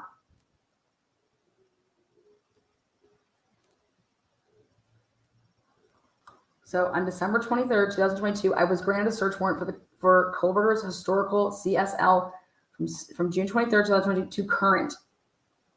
Prospective location information and a pen registered trap and trace on the 8458 phone to aid in efforts to determine if Culber stalked any of the victims in this case prior to the offense. And this is when Ray had a heart attack and said, what are you doing any of this? Why are you trying to say that you're doing it for this purpose? Okay. What are you doing? If he stalked any of the victims, you have before or after the alleged offense? After, how was he stalking dead people? Was in contact with any of the victims' associates? I'm sorry. You want to know if any of the victims' associates? Okay. That may contain evidence of murder. Okay.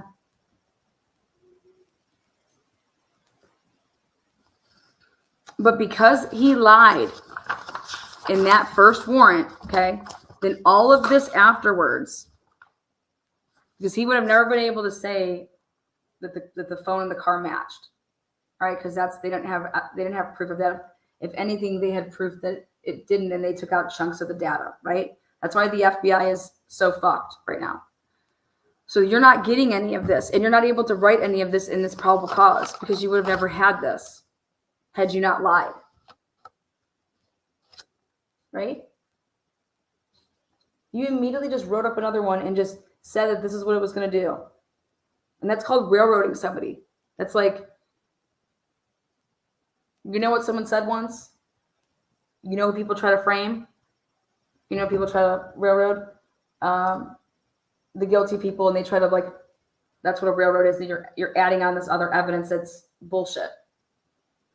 And that's exactly what this looks like to me. But my question is, why did you even need to do this? Who needs to do this? On December 23rd, pursuant to that search warrant, I received it. He got it right back. He got this information right back. And after consulting with Cass, I was able to determine, again, locations from June to present, the time period authorized by the court. He has to put in there. Like, the court gave me authorization. The records for that, utilizing at least 12 times. So it was just utilizing cellular resources that provide coverage to the area. Do you know how much coverage besides this road on at least 12 occasions prior to November 13th? All of these occasions, except for one, occurred in the late evening and early morning hours of their respective days. One of these occasions, on August 21st, 2022, the 8458 phone utilized cellular resources, providing coverage to the King Road residents from approximately 10:34 p.m. to 11:35 p.m. At approximately 11:37 p.m., Culver was stopped by Latah County Sheriff's deputy. What are the fucking odds?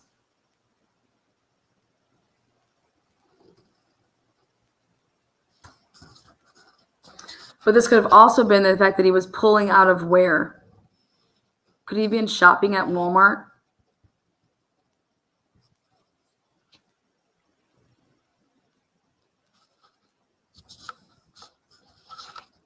He's right by that shopping area, right? Culver was stopped by Latah County Sheriff's deputy, as mentioned above. The 8548 phone was utilizing cellular resources consistent with the location of the traffic stop during this time. Farm Road and Pullman Highway.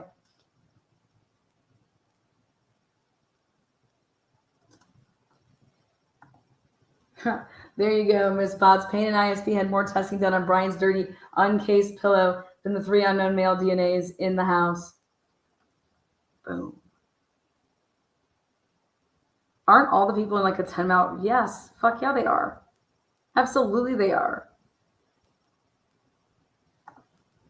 All it means, though, is that you could be anywhere within that area, is what that means. Within this area where you get coverage, okay? And so, again, if I'm going shopping at Walmart over there, of course I'm going to be paying off of a tower that King Road would use. Like, break, man. What up, King Miller, baby?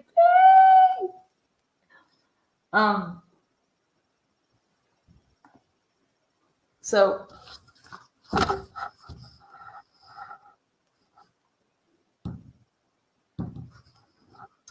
further analysis of the cellular data provided showed the 8458 phone utilized cellular resources on November 13th, 2022, consistent with the phone traveling from Pullman, Washington to Lewiston, Idaho. At approximately 12:36 p.m., the 8458 phone utilized cellular resources that would provide coverage to key. So what they're trying to show here is that this is accurate. Everything that we did back here, okay, that we're saying happened, we're using this Cass bullshit, and I'm telling you where it's going. He's then trying to use right here to try to say, hey, this is where Brian then went the next day. This is what the report shows. And it's consistent because I have him on a camera at fucking this coffee place or some shit like that, And it's like, and that doesn't mean that your work that you did the night before is accurate. But you're trying so hard right here to make it be like you did all this work to like double check everything. It's so bulletproof. Was that okay? I mean, the killer, because the killer could have taken one night from the, yeah, it's, you would just think in one of the most high profile cases at that time that you wouldn't need to do and lie and do anything. Like, it's just, come on, let's fucking nail it. Let's get it. Like, come on. That's what this is all about. That's what this is for right here. Talking about this shit. Okay, but But think about this. What doesn't he get if he doesn't lie in search warrants? He doesn't get this shit. He's not getting the historical data. He's not able to talk about this stalking shit. None of this is able to go in here if he doesn't lie on the first. Payne does not lie on the first, lies on the second search warrant on December 23 because he lied about the data and what they did. Because there is no data, because it's missing, right? So the FBI would have to cough it up and find this data. There's chunks of it missing.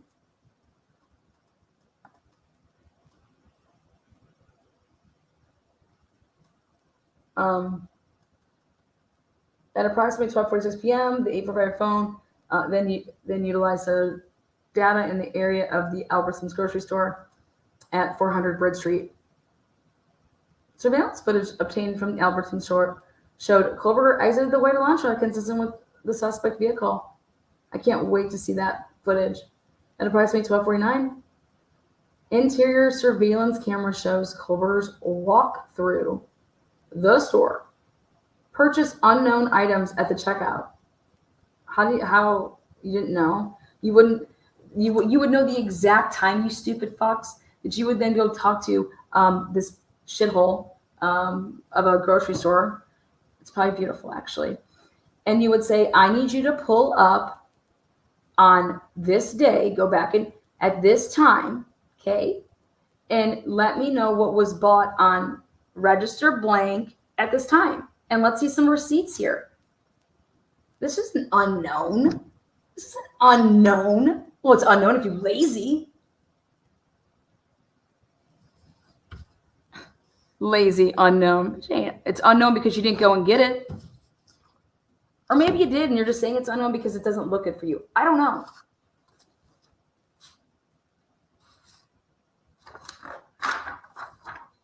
Then, so again, what value does this have? Nothing. It doesn't, nope.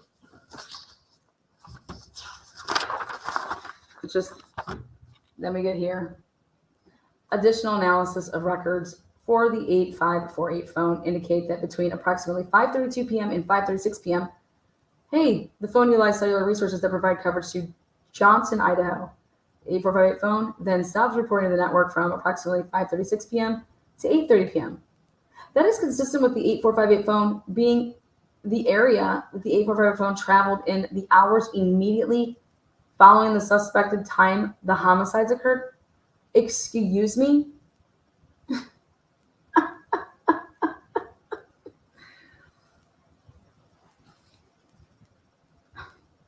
On December 27, 2022, Pennsylvania agents recovered the trash from the Kohlberger family residence located in Albrightsville, Pennsylvania.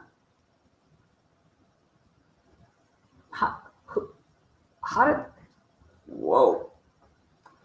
That evidence was sent to the Idaho State lab for testing. Who? Did you guys just put it and overnight it? I mean, did you fly it out there?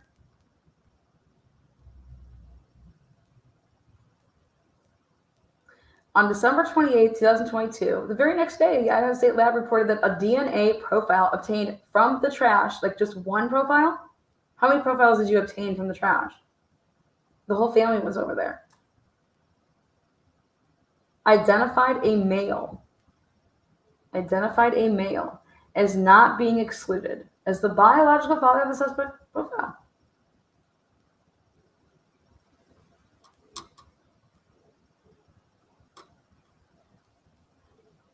Based on the above information, I am requesting an arrest warrant be issued for Brian C. Kohlberger. Now, let me ask you a question. Why is this not in any search warrant? Not to search his property, not to search his apartment, not to search his parents' house. Based on the above information, I'm requesting an arrest warrant be issued for Brian C. Kohlberger. This is just arrest. It says this was not put in any, none.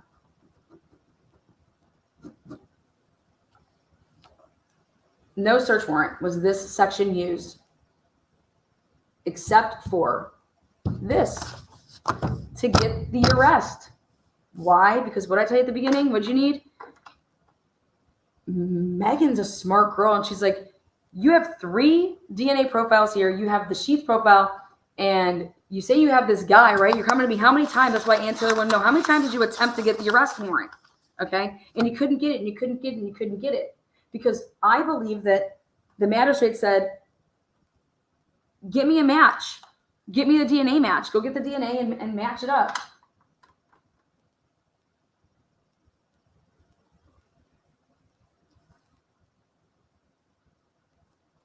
Match it up. You know what I mean?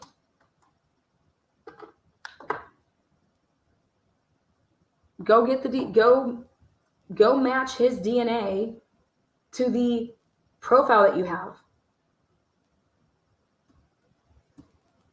Why couldn't they get his DNA?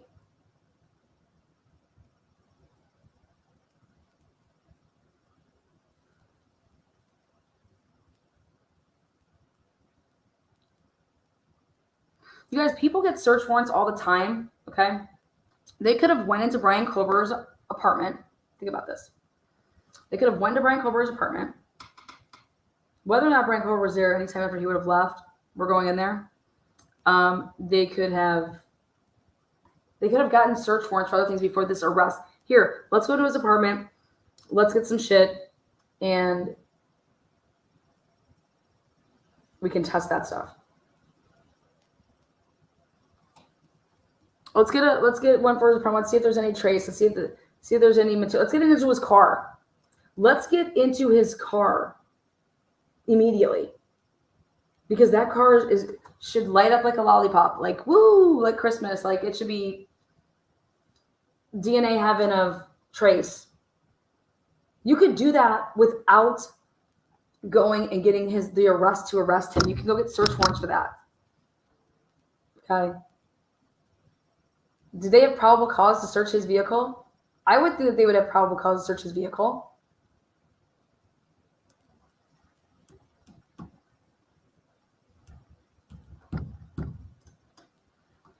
I just can't wait to see these, how many times they attempted to get shit.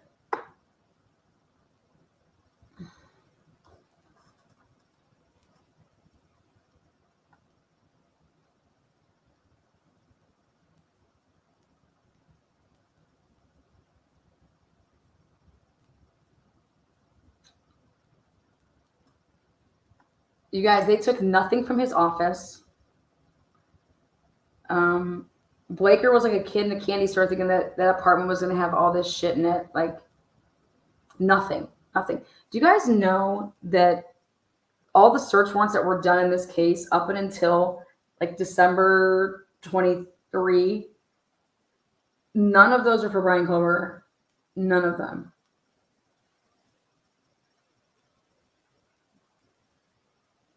They didn't start doing things associated with Brian Culver as far as search warrants go when we start looking at all those documents that they released, like, and they, redacted stuff.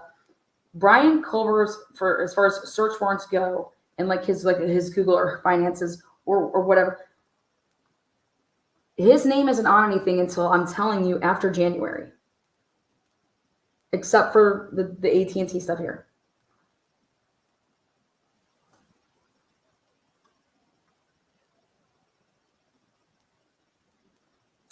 You and your vehicle match the description. Would you be willing to give us a sample to rule you out? That's all they had to say. No, I mean, isn't that what they were doing to like Sigma Chi? Wasn't everybody turning over phones and DNA, right?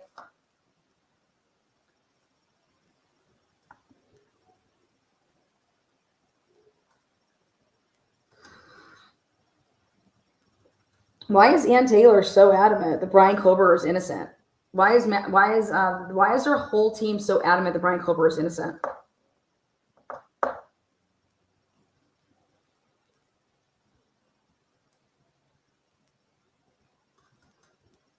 BK doesn't come into view until after the death of the other BK. I don't know how it's connected, but it just seems that there's a connection, says Mary. Well, it's this timeline. That's why Ann Taylor wants all these reports and all these dates, because what anybody does that's worth a damn in an investigation, okay? And you have your client telling you, hey, I didn't do this. Hey, I didn't do that. No, I didn't do that. A good investigator that works with a lawyer like that, you're going to sit down, because the only way that a lawyer and investigator can help you, you have to tell them everything so that we can find out, okay, like this, like, we're going to run back this and this, you have to be so involved in your case, because you're the only one that can provide, like, something would jog your memory to say, oh yeah, no, this is this person who, like, have you seen any of these names? Have you ever hung out over there? Did you know, like, but,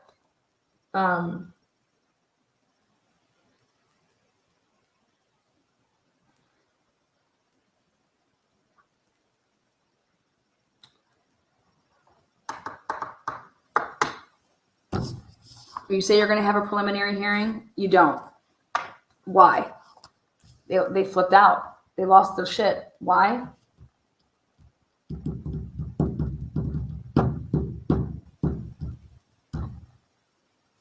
And so what do? We have to go grand jury, and we have a biased grand jury. Why do we have a biased grand jury? Because all this shit came out. Because the same people that would make up your grand jury, the same people that would make up the trial jurors, and it came back saying that 81% of everybody thought that he was guilty in Latah County. That's who made up the biased jurors of the grand jury. And the shit that you gave the grand jury and you told the grand jury, God, I want to fucking see those minutes. I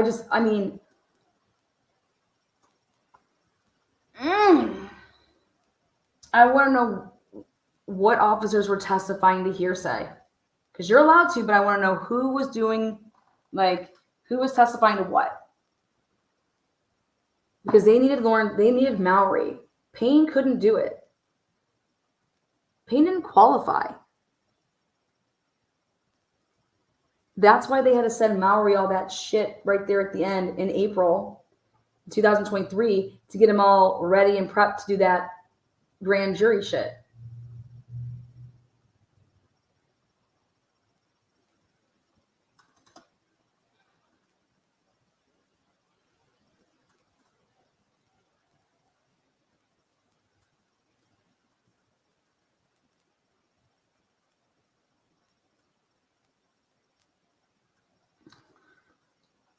Hearsay is allowed in grand jury. Yep, but you have to have qualifications to testify to hearsay.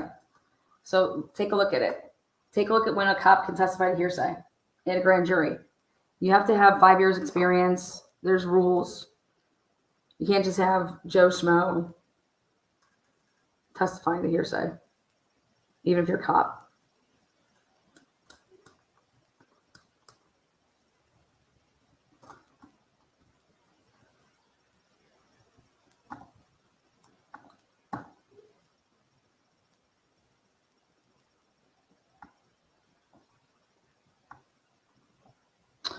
So yeah, basically, if you take out all these pages here at the end, none of this would even be, like, it's just, you go through this and you actually think about it and you look back and you're like, okay, 18 pages. Probable cause are like 2-4 pages. Pop it. What's all this? What is this? What the fuck? How does any of this, even this shit, and now it makes sense. There is so much shit in here. I would say 90% of the information in here is not needed for the arrest of Brian Kohberger. Why put it in there? Now we know why. All of this shit was put in there to buy your verdict. I cannot wait for the change, for the hearing, for the change of venue. They're toast. And if Judge keeps it in Layton, like I said, me personally, I will love it just because of yeah, like that's where I personally want to be, because it's going to be so much easier for me. But and because of who I want to be around, all right, and where I want to be. But fuck out of here. This case needs to be so far away from Layton County, it's not even like funny.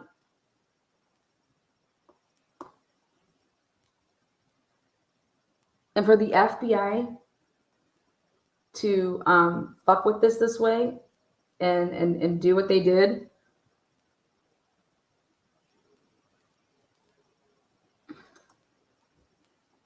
why? What favors did they owe Moscow Police Department? What favors did they owe Idaho that this Nick boy would be down to do all this fuckerage? Think about that.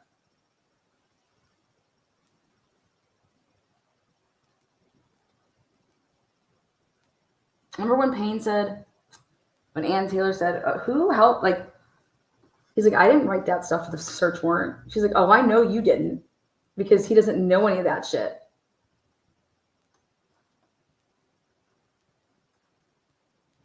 And that's what she was getting. She little Painty Poo in Maury and Bill Thompson. Ann Taylor's fucking 10 steps ahead of you, if not now 15. She owned your asses. She set you guys all up. People are like waiting to hear more questions, like, why didn't she keep going? Why didn't she keep going? Because you don't. Why? They all just walked into a fucking fire blazing.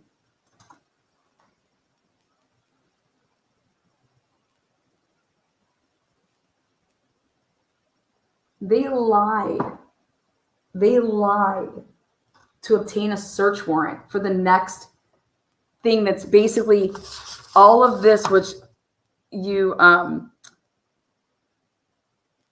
got his after arresting him, because once you got this, you were then able to swab him, and that's how you obtained his DNA that you then matched, right? But without getting this arrest of him, you don't get that swab. So now you want to talk about the fruit of the poisonous tree, okay? And I've said all along that I don't even know if that sheath and that DNA is going to be in. And I don't think that it should be in. I think that this was fucking sick. And you know what sucks is that if he's guilty, then it's worse. It's worse. And you guys chose money. The university and the money of the students not coming back. Yet you had a serial killer on your hands. And you were lying to your community. You were lying to the country. Everybody, this was an isolated, targeted attack. How, based on what you're saying this car was doing, this car was driving around all over, okay? And that it then decided to pick, okay, I'm going to go into this house. Versus like, it was driving all over from 326 to 402. Where else was it? Oh, we don't know because the phone was off or whatever. If that car, whatever car that was driving around doing that, serial killers don't know their victims.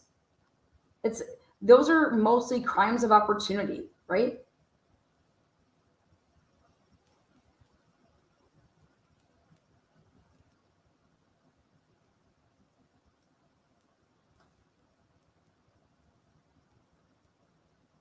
Now, what in the world? If he's guilty, yeah, everyone's innocent until proven guilty. Everybody is afforded that. Some people, hey, like the officer that shot Massey, like, yeah, no, he committed murder on camera. I mean, come on. But innocent until proven guilty. And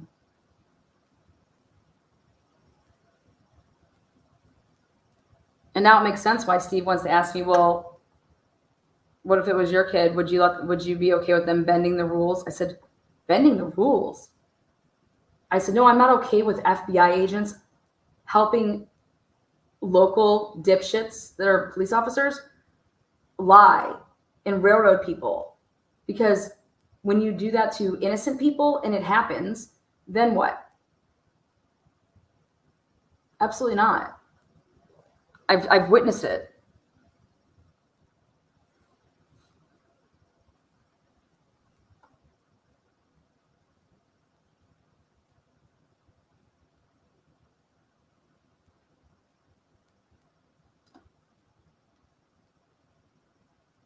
Who's ready to do a crime scene reenactment with a lot of pig blood and stabbing and seeing where all the blood would go?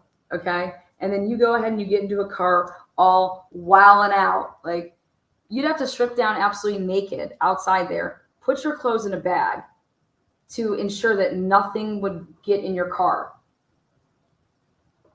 Because it's not your blood and it's theirs. It's theirs.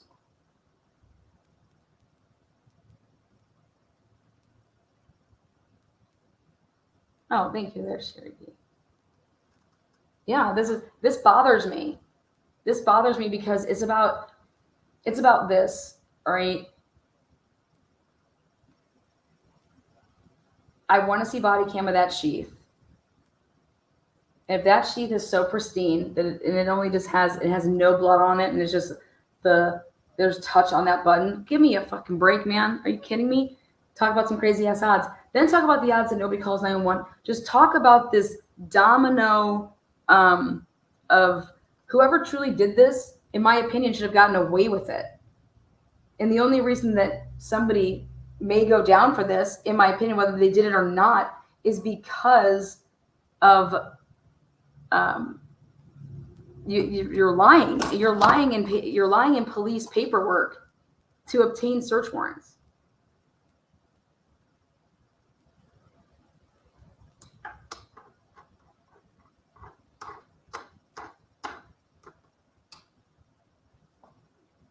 Somebody says they open up the door and that they saw, and that this crazy ass person didn't take out her. Why would you leave any witnesses? I mean, no evidence has come forward. None of these people were targeted. Brian didn't know any of these people, which I'll give you this. It looks really good for the serial killer standpoint because you don't know your people that you kill. It's opportunity, right? So then what that would mean is I truly believe if it is Brian that's the killer and he was driving around like this, he had no idea what house he was picking that night. None. He picked a house that he picked. If you're going the whole route that it was Brian Culver because he wants to be a serial killer, he thrill kill. He's going to kill again, or did he kill before? But you know what that tells me though too is that you went against everything that you told the world in the beginning, which was based off of the preliminary investigation and what we have here, that this is an isolated, targeted attack. What did y'all have on day 1 and day 2? And the answer is nothing.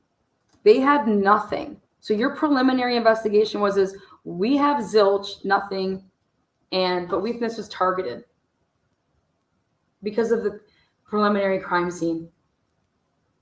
Excuse me? Well, I know you had nothing.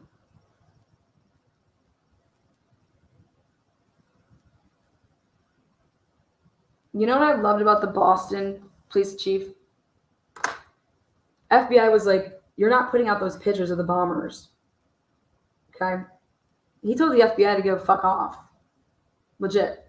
And he put the pictures out. Okay? Because he said, no, the people have a right to know that these two dudes are running around. And the FBI told him not to do it. And Boston said, we're doing it. And the only reason I like that call is because he put the people, us, if we were going to be living there, first. We have a right to know. This is like, these guys are armed and dangerous, right? They're on the run. If we put this out there, maybe we can get some of their family to come forward. Maybe we can get somebody to say who these people are, right? But the FBI didn't want anything to do with that. That's why I question the FBI would want nothing to do with Moscow Police Department putting out press updates every single day and updating the public on what they were doing. Shit, you wouldn't, fuck even the FBI. There's people in local law enforcement that would be like detectives on the case. They wouldn't want, what are you doing? Why are you writing that stuff? Why are you putting that out there? Why are you putting that out there every day?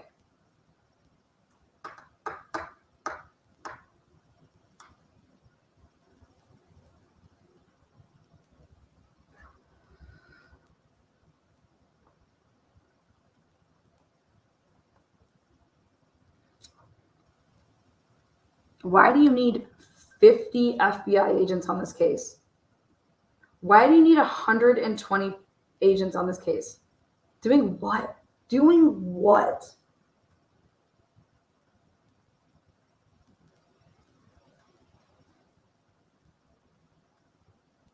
I could see if you locked down the campus and made nobody could leave or something like that, but that's wild because people were killed in their house. Like, get me the hell out of here.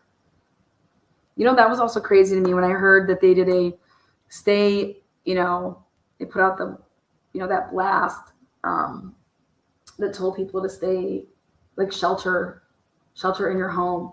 These people were killed in their home. Shelter in your home. What? And that's when, remember, Kaylee's sister is like screaming, she's like, you guys are not safe. You need to leave. You need to leave. Nobody is safe there. There is a wild killer on the list. There is a, like, she's basically trying to say that there's a serial killer. Oh, Sandra, I'm all over Delphi. Don't worry. I was waiting for the 3 days to pass, and I'm going to be doing a Delphi update because it's wild. It's wild how mainstream media reports. Mainstream media is a sick beast, man. Sick beast. I have no idea what people do and why you would ever, like, just wild. Let's say that I work for mainstream media, okay? And I go and I sit in a courtroom and I take all these notes and I have all this stuff, and then I show my boss, like, here, these are all my notes. This is what I want to report on the facts. Oh, you're not saying that. You're not saying that. You're not saying, excuse me? So you don't want me to report on this is everything that happened in the hearing. No, I don't want you to talk about this. But you're going to report on the facts, but you're only going to report on some of the facts. What?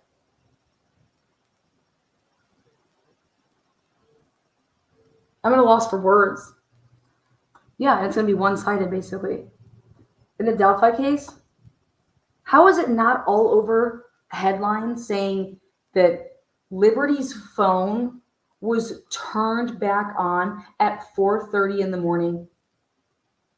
It was turned back on, and then over 15 text messages came through the phone.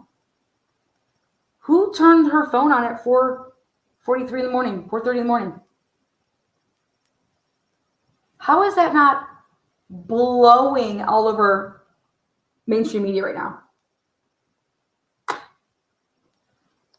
That's why I was up all into the night, because I was getting my updates and listening and actually following the people that I knew that were physically there, took the notes, and then I compared it to mainstream media, and I'm like, this is just sick, man. This is wild.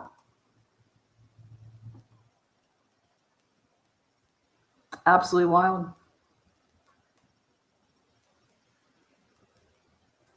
So first time hearing of it, yeah. Well, that's the truth. So Richard Allen wasn't there. Richard Allen didn't turn on the phone. And then to hear, pisses me off too, to hear that I have to get it approved, that if I want to go with a third-party culpability or, defense, that I got to get the judge to allow me to do that.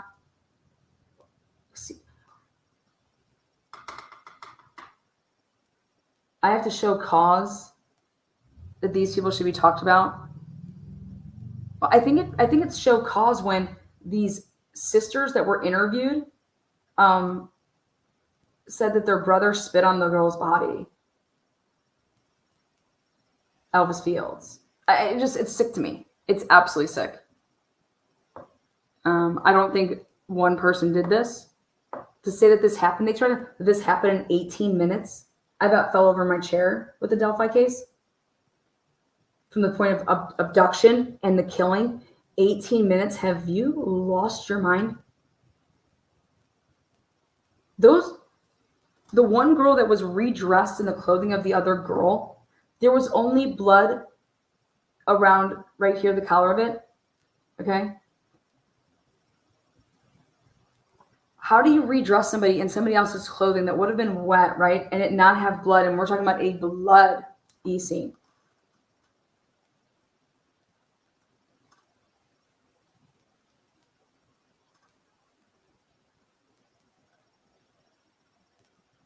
Who goes to a gym at 2:40 in the morning? If they were just at the gym. Like who goes to a gym at 2:40 in the morning? You guys think that's odd? Because I've never worked out at 2:40 in the morning. If that's not just cause, I don't know what is. 2:40 in the morning.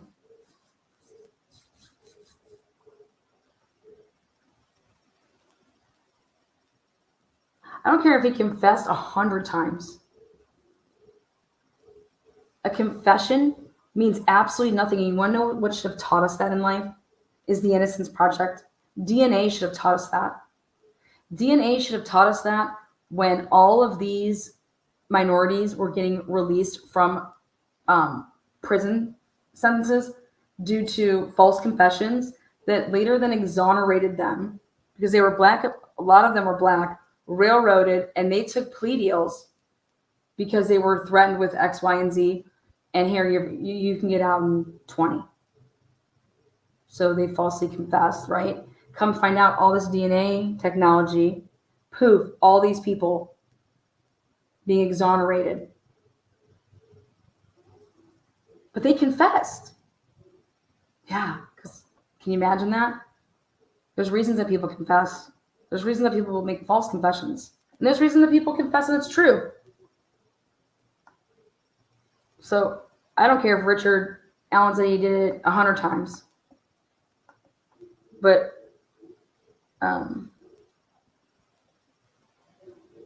it doesn't matter to me.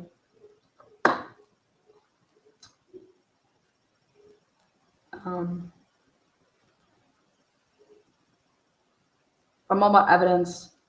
To be honest with you, I don't care what you say. You know, it's funny. People are like, talk to this person, talk to that person, talk to this person. No, I want the data. I want all the police reports. I don't want talking to somebody about something that happened. Because the correct answer that I think people should start saying is, I don't remember. You're asking me about something that wasn't important in my life back then and what I was doing on a day that has no significance to me. And you're asking me about it 3 months later, 6 months later.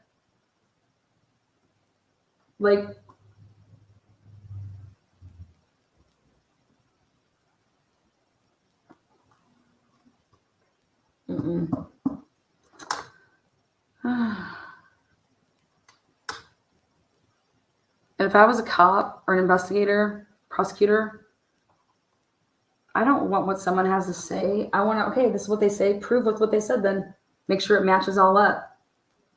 I would never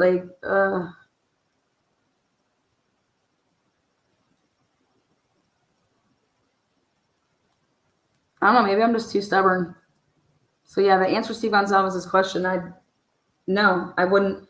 If it was my kid, no, I'm not doing it the wrong way. I'm doing it the right way because I would believe that I could get them the right way because that's how confident I would be.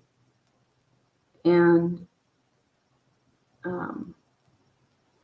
And then if we do it the right way, we're going to find out the truth, which would be like motives and why something happened and truly what was going on. And because that's what I would want. I'd want the truth. Because the rest of my life, I'm going to be wondering why every single fucking day. And I couldn't imagine living every single day. I want the material.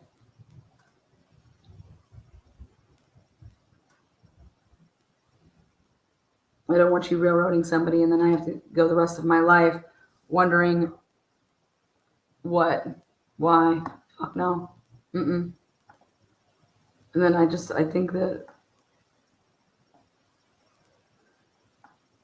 just come out and admit it and say, we fucked up. We fucked up the investigation so bad that the only way to salvage it was to do it this way. And then you know what he should be doing? He should be asking for everyone's resignation. And they should not be doing this. This should not be the career for them because it's going to happen again. It's going to happen again.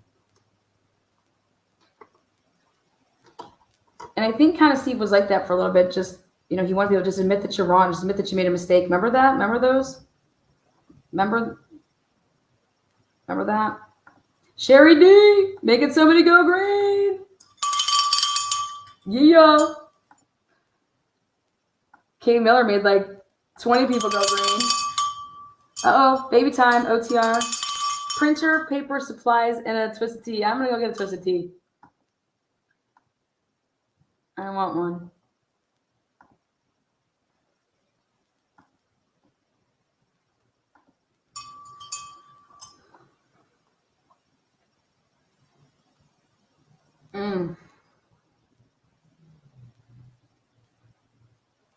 Yeah. I'm sorry, but people that have no business being cops shouldn't be cops. And I think that cops should get paid so much more money. I think teachers should get paid so much more money. And then because of that, you can ask and demand that, I think that if you want to be in law enforcement, you should have to go through the criminal justice program. At least a 2-year, and then, you're taking training, you're taking classes, whatever. But to hear people say, like, I don't want to go to college, or I can't get into college, I'm going to go be a cop. Woo! Why would I want you to be a cop in my town? That's just wild shit, man. I want qualified people. I want passionate people. I want people that care. I want people that have pride in themselves. And I want them to get paid. Pay these people. Pay our teachers. Pay people that work with people, because that's the hardest jobs, if you want my opinion. It's so easy to work with a computer and you don't have to talk to anybody, you don't got to do shit. And, working with people, fuck.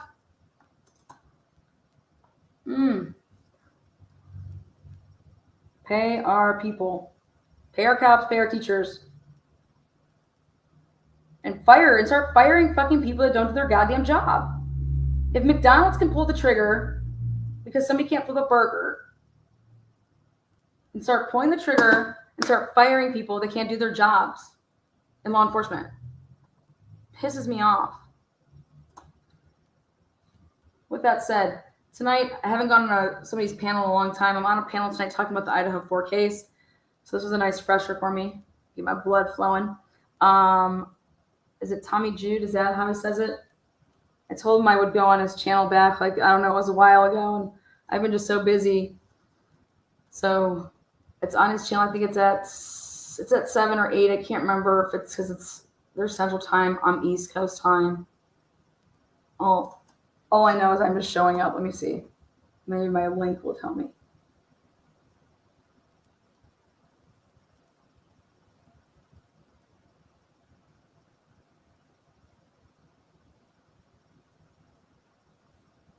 Let's see.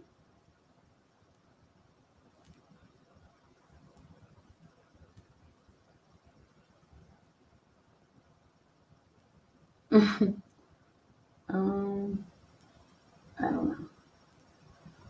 Maybe I should take a look. Is that what? Okay, yeah. And people ask me, they're like, "Well, do you even know what his stance is?" I don't care what anybody's stance is now. I just know my stance.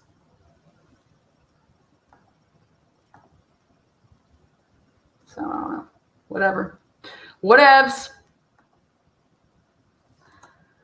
Looking forward to talking to another human instead of my screen. Oh, Idaho's so messed up, man. You guys, Idaho's so messed up.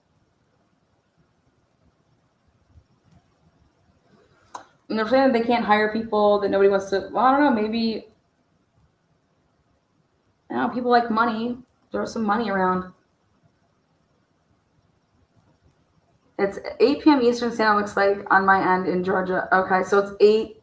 So it's 7 Central? Yeah, that makes sense. Okay, cool. Yeah, that's where I'll be then. I was thinking about having a big old Idaho4 panel, like, who has the balls to come up here and debate me, bitches? Bring all your Brian Koberger did it. Because, you guys, I don't want to debate that. I don't want to debate if Brian Koberger did it or didn't do it. I want to debate the investigation. I want to debate that this is happening every single day of inept investigations. And why? Why would the FBI fuck this up?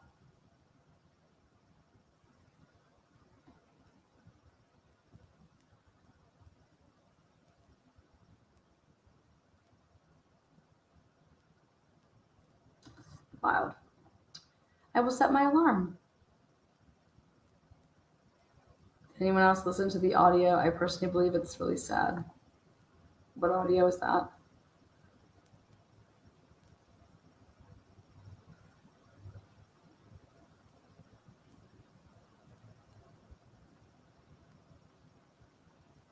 Oh, it's 3:33. Oh, thank you. All right, guys. With that said, that's gonna wrap it up. Yeah, if you truly go and look at this, now I get it. I understand the assignment. The reason all of this was put into this 19 pages is so that it would get spread far and wide, and so that it would 100% make prosecutor's job hella easier. But this there's so much shit in here that was not needed for the arrest of Brian Koberger, but it was there. So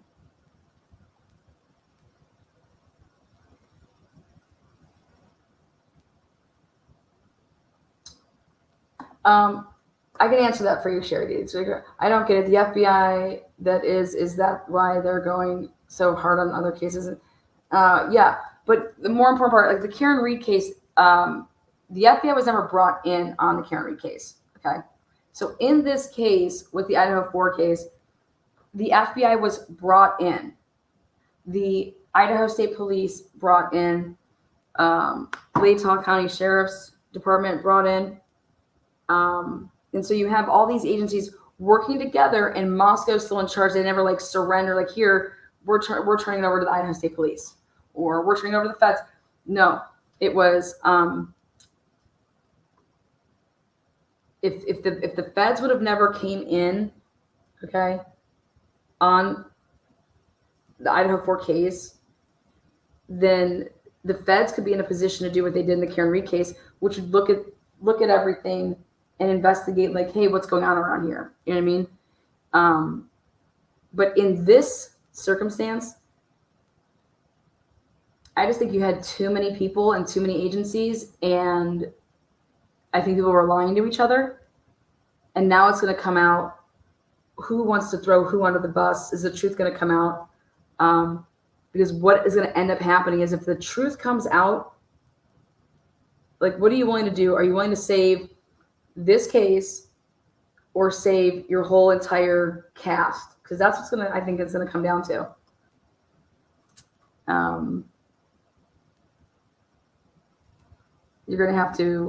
People are going to have to admit to what they did, and it's going to end up putting this case, the Idaho4 case, it's going to blow it.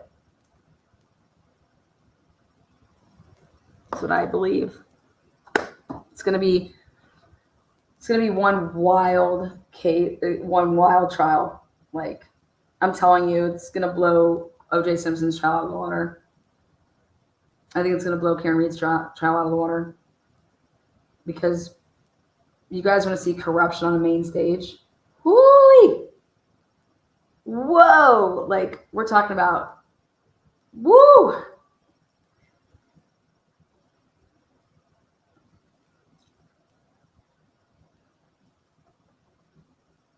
On that note, see you next time. Peace.